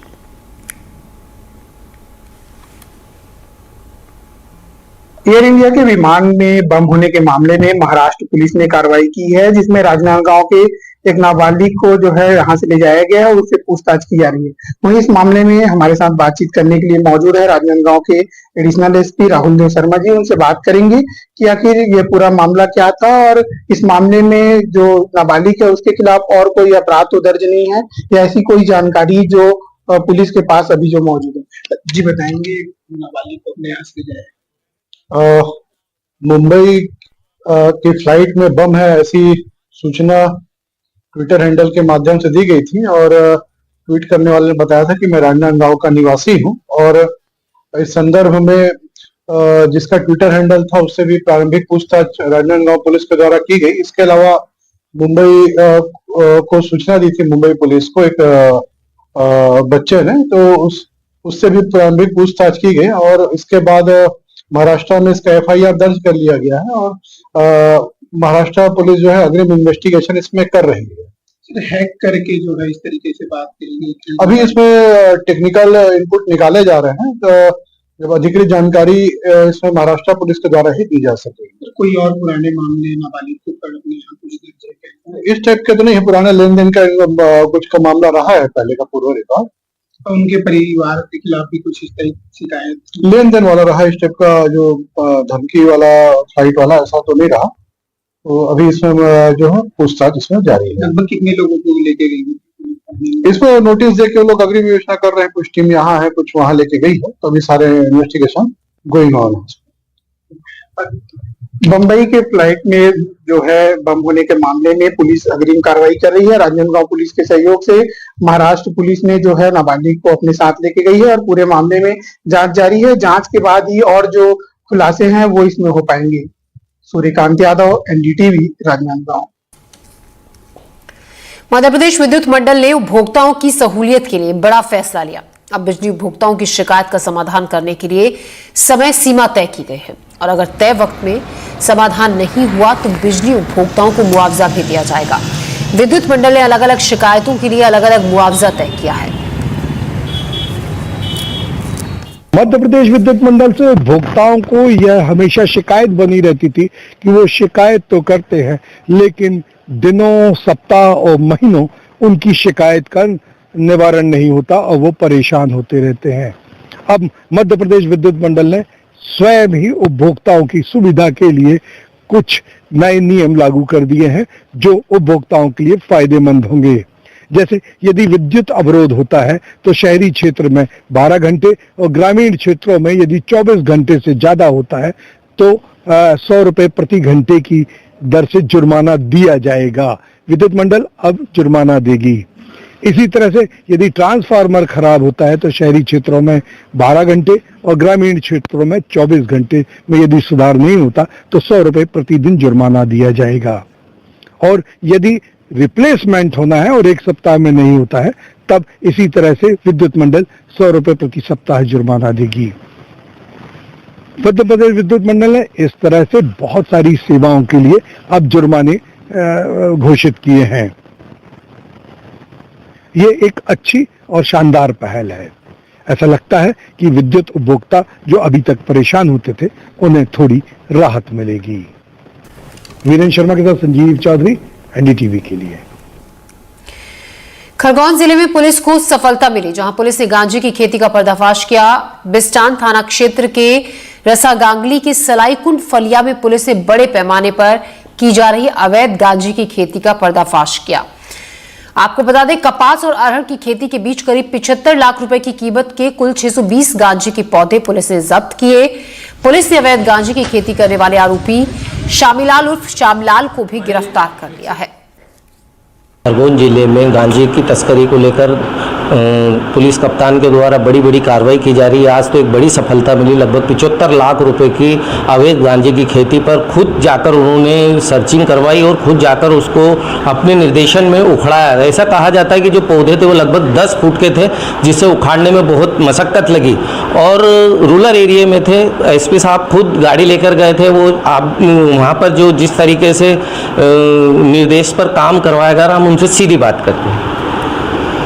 खरगोन जिले में ऑपरेशन प्रहार के तहत अवैध मादक पदार्थों पे लगातार बड़ी बड़ी कार्रवाइयाँ चल रही है। अभी कुछ दिनों पहले ही बेड़िया में और बिस्टान में ऐसी बड़ी कार्रवाई को अंजाम दिया है। अभी हाल ही में हमने बिस्टान थाने में बहुत ही इंटीरियर ग्रामीण और जंगल और पहाड़ों के एरिया में एक ऑपरेशन को अंजाम दिया, जिसमें कई बीघा की ज़मीन पे बड़े बड़े गांजे के पेड़ लगे हुए थे। यदि देखा जाए तो 6 फीट, 8 फीट, 10 फीट और उससे भी ज़्यादा ऊंचे ये बड़े विशालकाय गांजे के पेड़ थे और जिनको उखाड़ने में हमारी पूरी पुलिस टीम को कई घंटों की मशक्कत करनी पड़ी। यदि वजन के अनुसार देखें तो 14 क्विंटल 26 किलोग्राम का ये गांजा हम लोगों ने मौके से बरामद किया है और मार्केट में इसकी कीमत अगर देखी जाए तो 72 से 75 लाख की कीमत का ये गांजा है। एक आरोपी को भी मौके से खरगोन पुलिस की टीम ने गिरफ्तार किया है और इससे अभी डिटेल इन्वेस्टिगेशन जारी है। आने वाले समय में इन्वेस्टिगेशन के आधार पर पता चलेगा कि इस व्यक्ति का इतनी बड़ी मात्रा में गांजा उगाने का क्या कारण था और किस प्रकार से ये किसके प्रोत्साहन पे ये गांजा उग रहा था। तो इसमें अभी हमारी टीम लगातार इन्वेस्टिगेशन कर रही है, लेकिन निश्चित रूप से खरगोन पुलिस की एक बड़ी कामयाबी है और अवैध गांजा, अवैध मादक पदार्थों के व्यवसाय में, उसकी कृषि में लगे हुए लोगों के लिए एक चेतावनी है कि खरगोन पुलिस आने वाले समय में इसी प्रकार से ऑपरेशन प्रहार के तहत अवैध मादक पदार्थों का व्यवसाय, परिवहन, भंडारण और कृषि करने वालों पर लगातार प्रहार करती रहेगी। सर, ये खेत था या जंगल में उगाया गया था? ये कपास और अन्य फसलों के बीच में उगाया हुआ था। जंगल के नज़दीक का एरिया था जहाँ पे पहुँच का मार्ग बहुत ही दुर्गम था और चारों तरफ से पहाड़ों से घिरा हुआ एक क्षेत्र था। जिस तरीके से पुलिस कप्तान साहब से हमने बात की, उन्होंने बताया कि हमारे द्वारा इस तरीके की लगातार कार्रवाई की जा रही है और जैसे भी हमको कोई सूचना मिलती है हम कार्रवाई लगातार करते रहेंगे। आसिफ खान, एनडीटीवी, खरगोन। ये है एनडीटीवी और आप देख रहे हैं एनडीटीवी मध्य प्रदेश छत्तीसगढ़। मध्य प्रदेश और छत्तीसगढ़ में आज से उपचुनाव के लिए नामांकन प्रक्रिया। एमपी की बुद्धि और विजयपुर तो छत्तीसगढ़ की रायपुर दक्षिण सीट पर 13 नवंबर को होगी वोटिंग। 23 नवंबर को आएंगे नतीजे।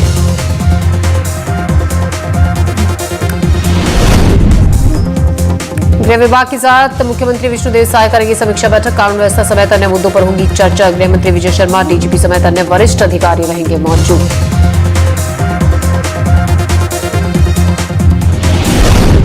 कलेक्टर और आला अधिकारियों ने किया बिलासपुर सेंट्रल जेल का औचक निरीक्षण। कमियों को लेकर दिए निर्देश। कैदियों के परिजनों ने हाईकोर्ट के जज से की थी शिकायत।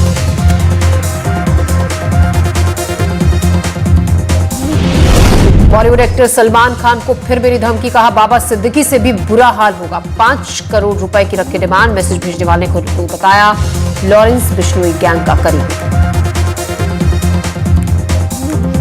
आयोजक हैं पेट सफा आयुर्वेदिक चूरन, पेट सफा हर रोग दफा।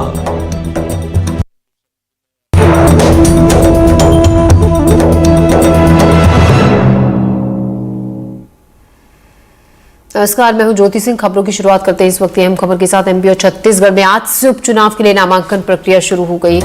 एमपी की बुधनी और विजयपुर सीट पर उपचुनाव होने हैं। छत्तीसगढ़ की रायपुर दक्षिण सीट पर होगा उपचुनाव। तीनों सीटों पर 13 नवंबर को वोटिंग होगी, 23 नवंबर को नतीजे आएंगे।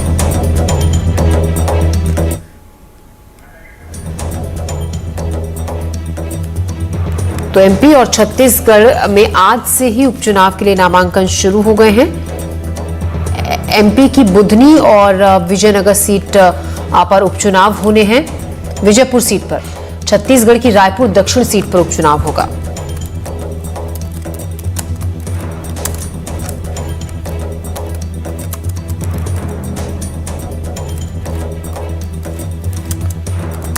तो उपचुनाव के लिए आज से नामांकन प्रक्रिया शुरू हो गई है।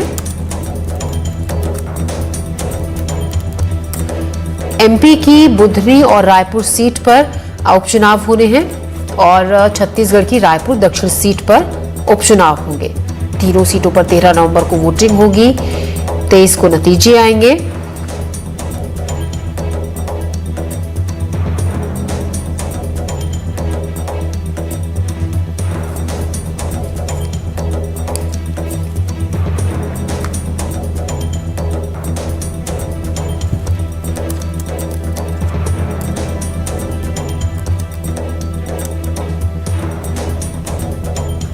तो इस वक्त की बड़ी खबर, एमपी और छत्तीसगढ़ में 13 नवंबर को उपचुनाव होंगे।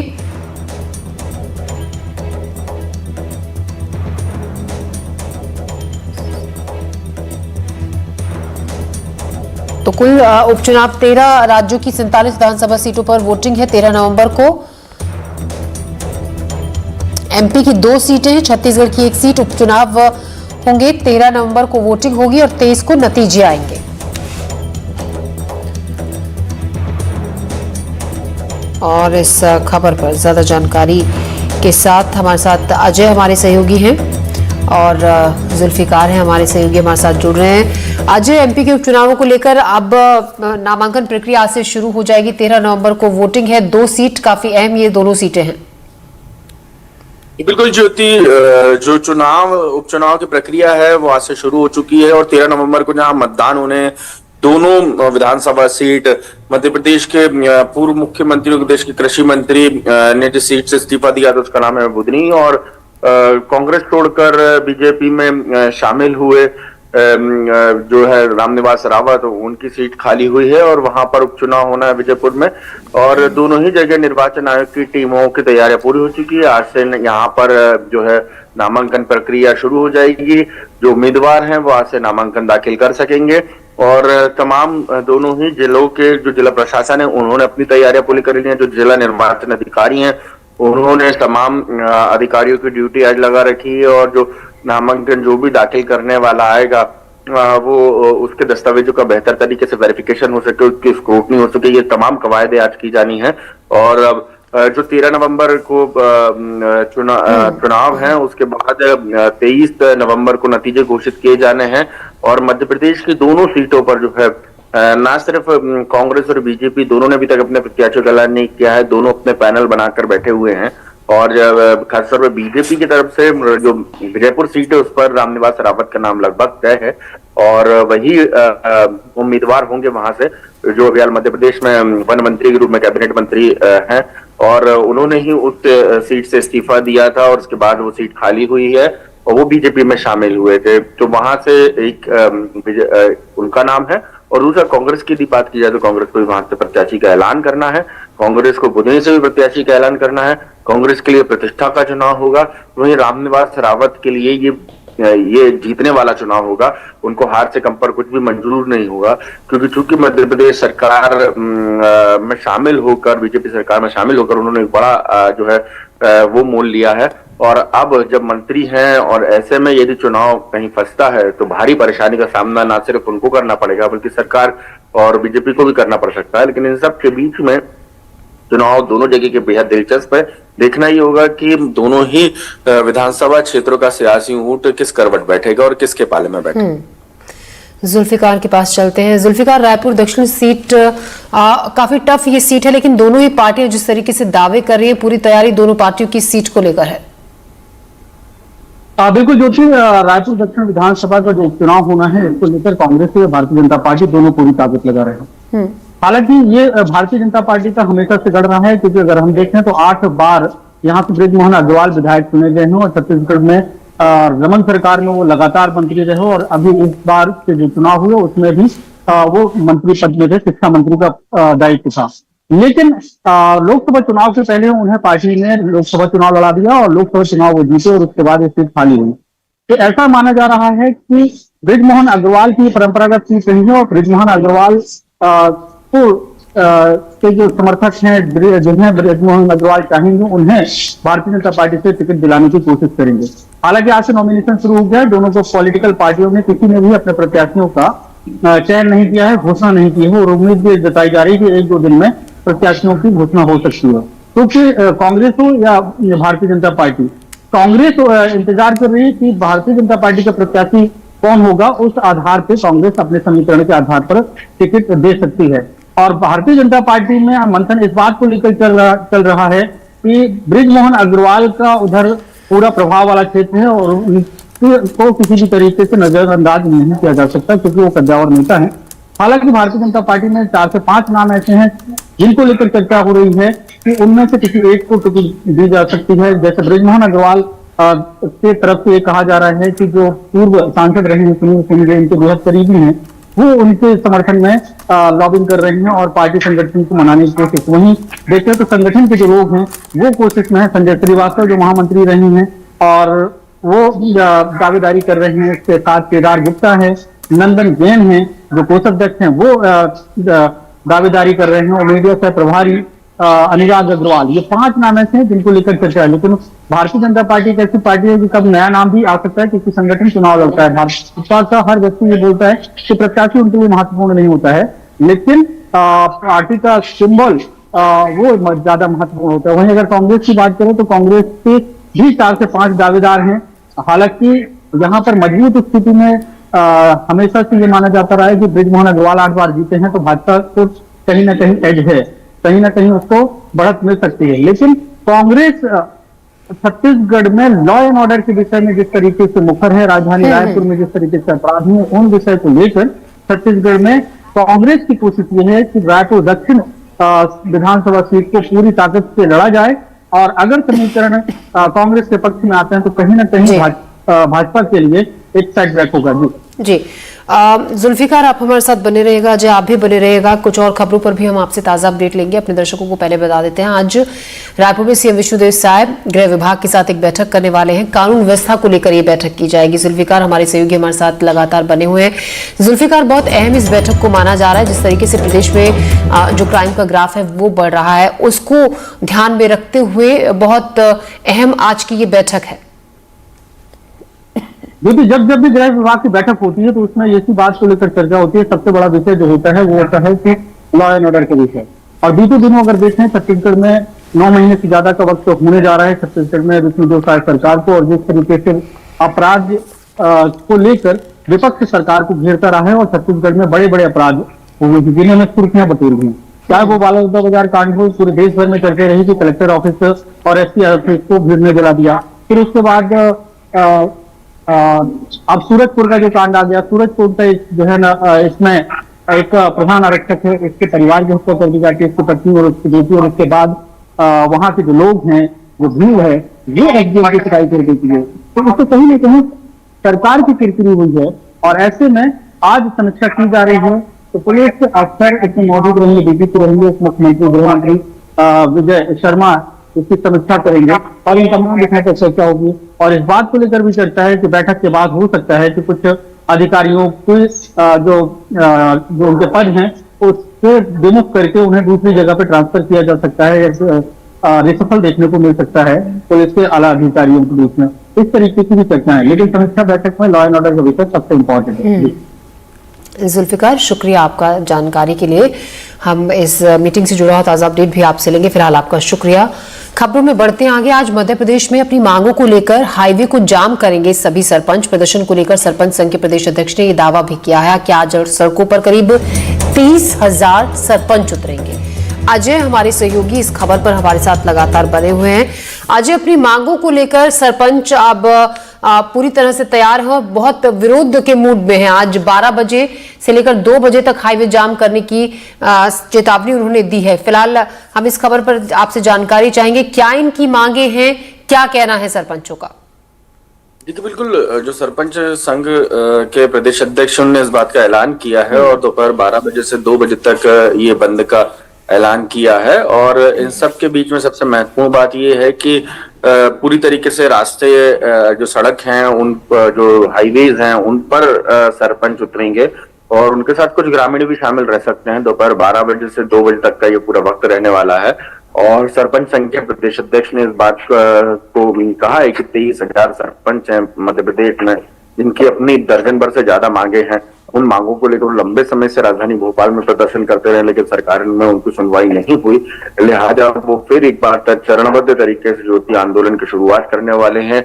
उसी आंदोलन के तहत अभी जो तमाम सरपंच हैं वो प्रदर्शन करेंगे। उसके बाद राष्ट्रपति, प्रधानमंत्री और तमाम जो जिम्मेदार हैं उनके नाम ज्ञापन देंगे। इस ज्ञापन के माध्यम से तमाम जितने भी सरपंच वो ये चाहते हैं कि उनकी जो मांगे हैं उन पर उनका जल्द निराकरण हो। उन मांगों को लेकर सरकार ने आश्वस्त किया था कि आपकी मांगे मानी जाएंगी। आने वाले समय में सरकार की स्थिति बेहतर होगी, क्योंकि कई राजनीतिक फैसले उस वक्त सरकार ले चुकी थी और कई महत्वपूर्ण विषयों पर चर्चा की गई थी, लेकिन तमाम फैसले नहीं होने की वजह से एक बार फिर जो सरपंच है वो आंदोलन की राह पर। उनका सीधे तौर पर कहना है कि यदि ऐसा नहीं होता है तो हम आने वाले समय में ना सिर्फ आंदोलन तेज करेंगे, बल्कि अलग अलग स्तर पर चरणबद्ध तरीके से राजधानी भोपाल, हाईवेज के अलावा ग्रामीण इलाकों में भी जो है ये आंदोलन किया जाएगा, जिसका खामियाजा सरकार को भुगतना पड़ेगा। और जो ग्रामीण स्तर पर व्यवस्था है सरपंचों की, वो बहुत जबरदस्त तरीके से प्रभावित होने वाली है। इसके लिए सरकार को निपटने के अपने इंतजाम करने होंगे, लेकिन अभी हाल परेशानी ये है कि सरपंच जो है आज से हड़ताल और आंदोलन के मूड में है।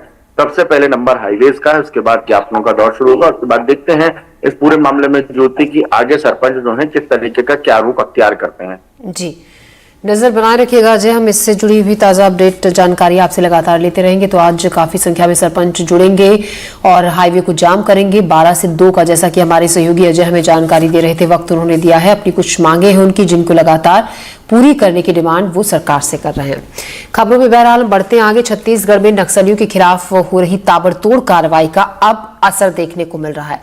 कांकेर जिले में नक्सलियों के डर से एक समय पर वीरान हुए खाली गांव में एक बार फिर से रौनक लौट आई। पुलिस ने अपना कैंप खोला, जिसके बाद धीरे धीरे ग्रामीण अपने घरों में वापस लौटे। अब यहां कलेक्टर सहित प्रशासनिक अधिकारी लोगों की समस्याओं का निवारण करने में जुट गए हैं। यहाँ के ग्रामीण साल 2010 में नक्सलियों के डर से पंखाजुर चले गए थे और पूरा गांव वीरान हो गया था। साल 2015 में सुरक्षा बलों ने यहाँ कैंप लगाया, धीरे धीरे नक्सलियों को खदेड़ने में कामयाब रहे। महला गांव है, प्रतापपुर ग्राम पंचायत के आश्रित ग्राम है और कुछ दिन पहले, कुछ सालों पहले ये गांव ऐसे था कि कुछ समस्या की वजह से यहाँ पे लोग धीरे धीरे कुछ अलग जगह में जाके बसना चालू किए थे। लेकिन अभी कुछ साल बाद धीरे धीरे इस गांव में लोग फिर बसना चालू किए। कुछ लोगों के माध्यम से यहाँ पर रहकर खेती किसानी गुजर बसर कर रहे थे और अभी ऐसे परिस्थिति आया कि यहाँ इस क्षेत्र के समस्याओं को देखते हुए यहाँ एक कलेक्टर का शिविर लगा है, जिला स्तरीय शिविर लगा है और हमें उम्मीद है कि इस क्षेत्र के लोगों की जो समस्याएं हैं उन समस्याओं का समाधान निश्चित होगा। महला ये जो गांव है प्रतापपुर ग्राम पंचायत के अंतर्गत एक छोटा सा गांव है। तो यह गांव को कई वर्षों पहले ये गांव जो है नक्सली आतंक से इतना प्रताड़ित था कि नक्सली घटनाओं और हिंसा की वजह से पूरे गांव को पलायन कर दिया गया था। जो पखानजोर में थाना के पीछे एक गांव है महलापारा, वहां विस्थापित किया गया था। लेकिन लगातार बीएसएफ, पैरामिलिट्री फोर्स और पुलिस के निरंतर गश्त से और उनके ऑपरेशंस, हमारे ऑपरेशंस से नक्सलियों का आतंक हमने इतना कम कर दिया है कि अब यहाँ के स्थानीय लोग हम पर, पुलिस पर और प्रशासन पर भरोसा करने लगे हैं और यहाँ पे वापस से वे लोग लौट करके अपने रोजी रोटी, अपनी खेती करना शुरू कर दिए हैं। नक्सली हिंसा के कारण हो रही परेशानी के कारण सभी लोग वहाँ के जो प्रतापपुर या कोयलीबेड़ा रहने चले गए थे, अभी फिर से वापस वहां रहने आ रहे हैं। राज्य शासन के जो निर्देश है उसके तारतम्य में जिला प्रशासन लगभग इस तरह के जो सुदूर अंचल के गांव है वो फिर से बस रहे हैं, वहां पे जो भी आवश्यक सुविधा है वो देने का प्रयास कर रहे हैं। इसमें खास तौर पे विशेष बात यह है कि गांव वाले लगभग 50 से 100 लोग एक बार कलेक्ट्रेट भी आए थे और उनके द्वारा इतना सुदूर अंचल का क्षेत्र होने के बावजूद और नक्सली हिंसा से ग्रसित होने के बावजूद निवेदन किया था कि उनके गांव में अगर इस तरह का शिविर रखा जाएगा तो उनके समस्याओं का निराकरण होगा। जिला प्रशासन को उस कारण बहुत अच्छा लगा कि इस तरह के अगर नक्सल हिंसा से ग्रसित गांव वाले ही सामने आके प्रशासन को बुला रहे तो हमारा दायित्व बनता है कि वहां पे सभी हमारे अधिकारी कर्मचारियों के साथ जाना चाहिए। राजनांदगांव के आठरा गांव में नक्सलियों के बैनर और पर्चा मिलने से दहशत का माहौल है। ग्राम प्रधान और अन्य के खिलाफ पर्चे में कई बातें लिखी गई हैं। पुलिस पर्चा बैनर को लेकर नक्सली और अन्य एंगल से इस पूरे मामले की जांच कर रही है। छुरिया थाना क्षेत्र का यह मामला है, जिसके बाद पुलिस मामले की जांच में जुटी है। छुरिया थाना में आज सुबह ग्राम आठरा में नक्सलियों के नाम पे एक बैनर लगा हुआ था जिसमें बहिष्कार करने के नाम पे ग्रामीणों को धमकी दी गई है। तो प्रथम दृष्टिया जो है वो जो उसमें नक्सली दलम का नाम लिखा हुआ है वो भी उस एरिया में ऐसा कोई दलम ऑपरेट नहीं है, तो उसको संदिग्ध नजर से भी इसमें सारी चीजों की जांच पड़ताल की जा रही है कि किसके द्वारा लगाया गया है और कौन लगाया है।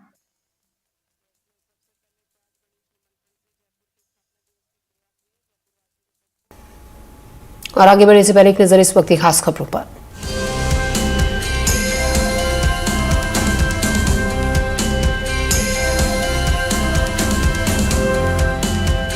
मध्य प्रदेश और छत्तीसगढ़ में आज से उपचुनाव के लिए नामांकन प्रक्रिया। एमपी की बुधनी और विजयपुर, तो छत्तीसगढ़ की रायपुर दक्षिण सीट पर 13 नवंबर को होगी वोटिंग।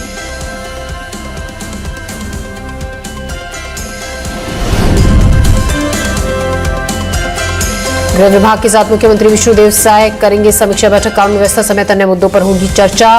गृह मंत्री विजय शर्मा, डीजीपी समेत अन्य वरिष्ठ अधिकारी रहेंगे मौजूद। कलेक्टर और आला अधिकारियों ने किया बिलासपुर सेंट्रल जेल का औचक निरीक्षण। कमियों को लेकर दिए निर्देश। कैदियों के परिजनों ने हाईकोर्ट के जज से की थी शिकायत। बॉलीवुड एक्टर सलमान खान को फिर मिली धमकी। कहा बाबा सिद्दीकी से भी बुरा हाल होगा। 5 करोड़ रुपए की रखी डिमांड। मैसेज भेजने वाले ने खुद को बताया लॉरेंस गैंग का करीबी।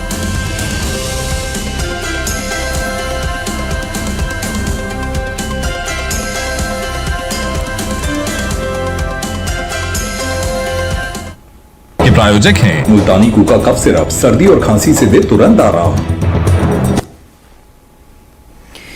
आगे बढ़ने से पहले शुरुआत इस वक्त की बड़ी खबर के साथ हम करते हैं। सबसे पहले उज्जैन महाकाल मंदिर में फिर से नियम तोड़े गए और इस बार नियम को तोड़ा महाराष्ट्र सीएम के सांसद बेटे ने। मंदिर के नियम तोड़े। प्रतिबंध के बावजूद गर्भगृह में उन्होंने जाकर पूजा अर्चना की अपनी पत्नी के साथ और अन्य 2 लोगों के साथ। महाकाल मंदिर प्रशासन ने की है कार्रवाई करने की बात। तो प्रतिबंध है गर्भगृह में अंदर जाकर पूजा पाठ करने पर। उन्होंने इस प्रतिबंध को तोड़ा, इस नियम को तोड़ा और महाराष्ट्र सीएम के सांसद बेटे मंदिर के अंदर गए। उन्होंने पूजा अर्चना की अपनी पत्नी के साथ और अन्य 2 साथियों के साथ अंदर जाकर पूजा अर्चना की। अब इस पर महाकाल मंदिर प्रशासन ने कहा है कि इस पर एक्शन लिया जाएगा, कार्रवाई होगी।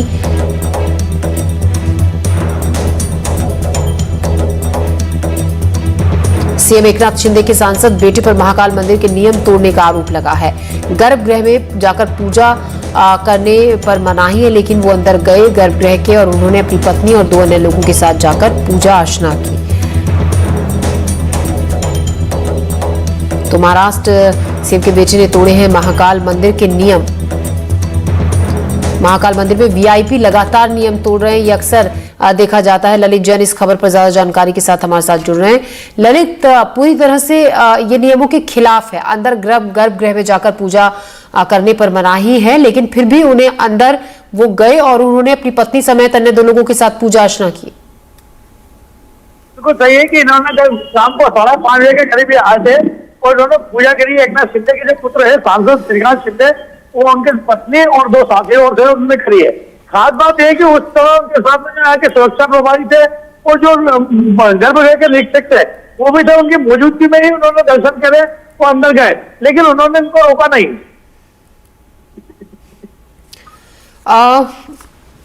ललित, क्योंकि मनाही है लेकिन उसके बावजूद अंदर जाने से आप कह रहे हैं कि वहां पर मौजूद थे जो महाकाल मंदिर प्रशासन की तरफ से लोग होते हैं, लेकिन उसके बावजूद उन्होंने अंदर गए, पूजा अर्चना की।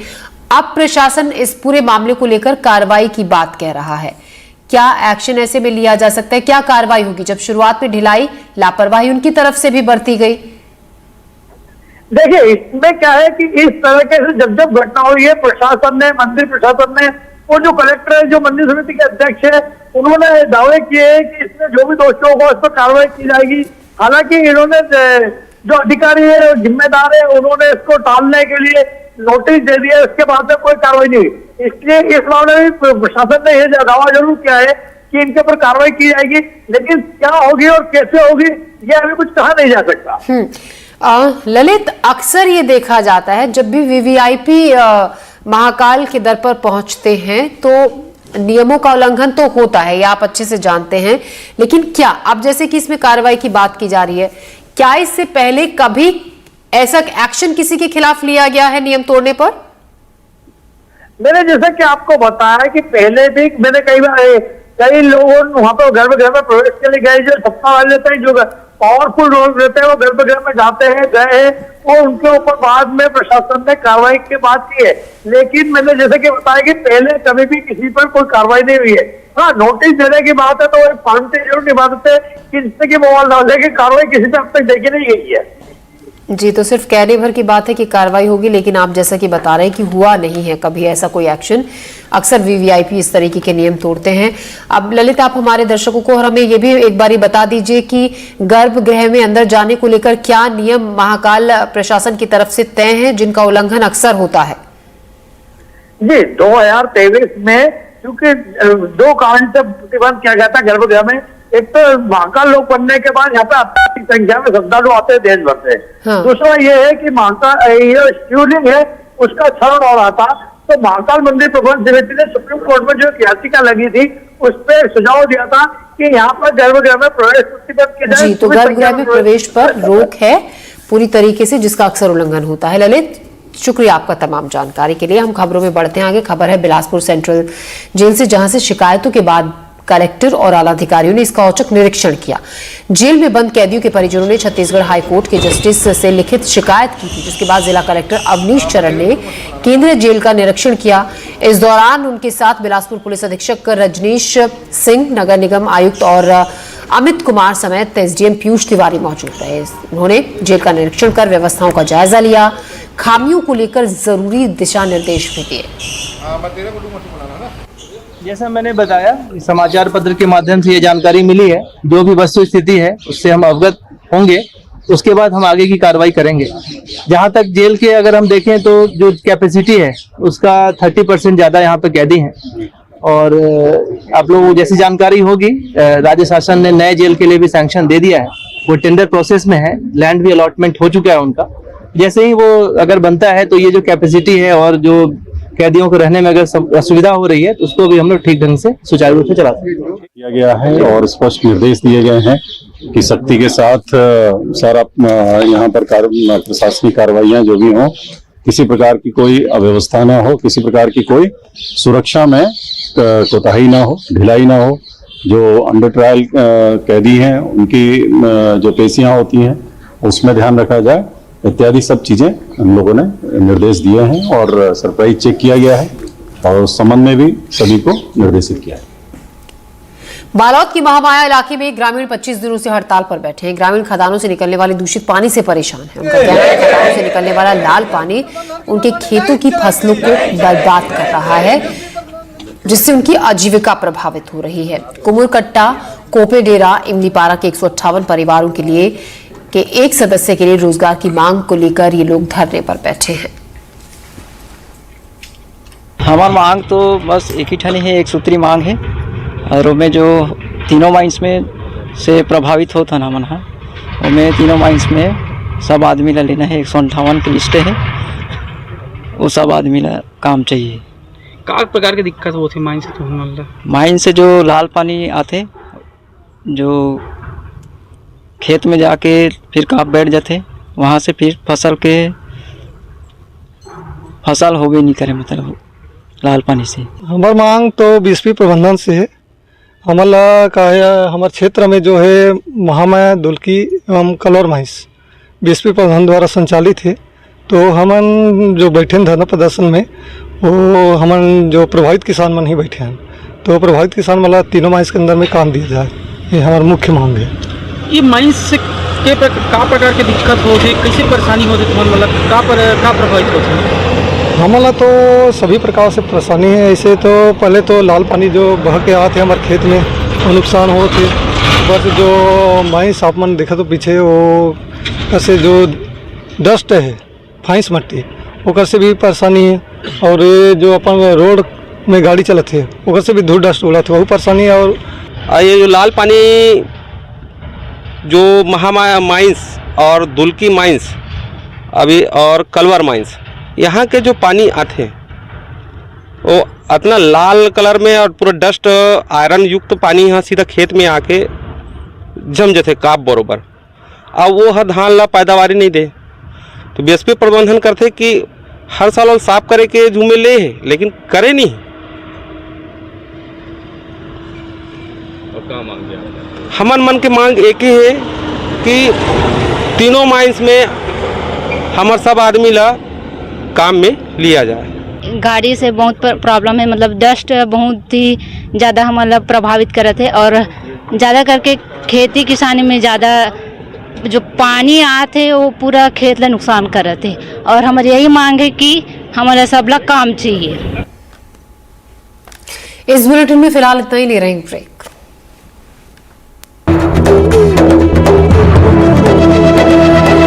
ये है एनडीटीवी और आप देख रहे हैं एनडीटीवी मध्य प्रदेश छत्तीसगढ़। अरे ऋषि, आज स्कूल नहीं गए? 3 महीने से फीस नहीं भर पाई तो निकाल दिया स्कूल ने। कहीं आपके बाद आपके बच्चों के सपने न टूट जाएं। आज ही लीजिए पॉलिसी बाजार पे 2 करोड़ का टर्म लाइफ इंश्योरेंस, सिर्फ 690 रुपए महीने से शुरू। बदलते दौर में जब दुनिया का शक्ति संतुलन बदल रहा है, भारत एक मजबूत ताकत के रूप में उभर रहा है। एनडीटीवी वर्ल्ड समिट 2024 में हमारे साथ जुड़िए, जहां प्रधानमंत्री नरेंद्र मोदी दी इंडिया सेंचुरी का अपना दूरदर्शी विजन साझा करेंगे। दिग्गजों और विचारकों के इस समिट का हिस्सा बनिए।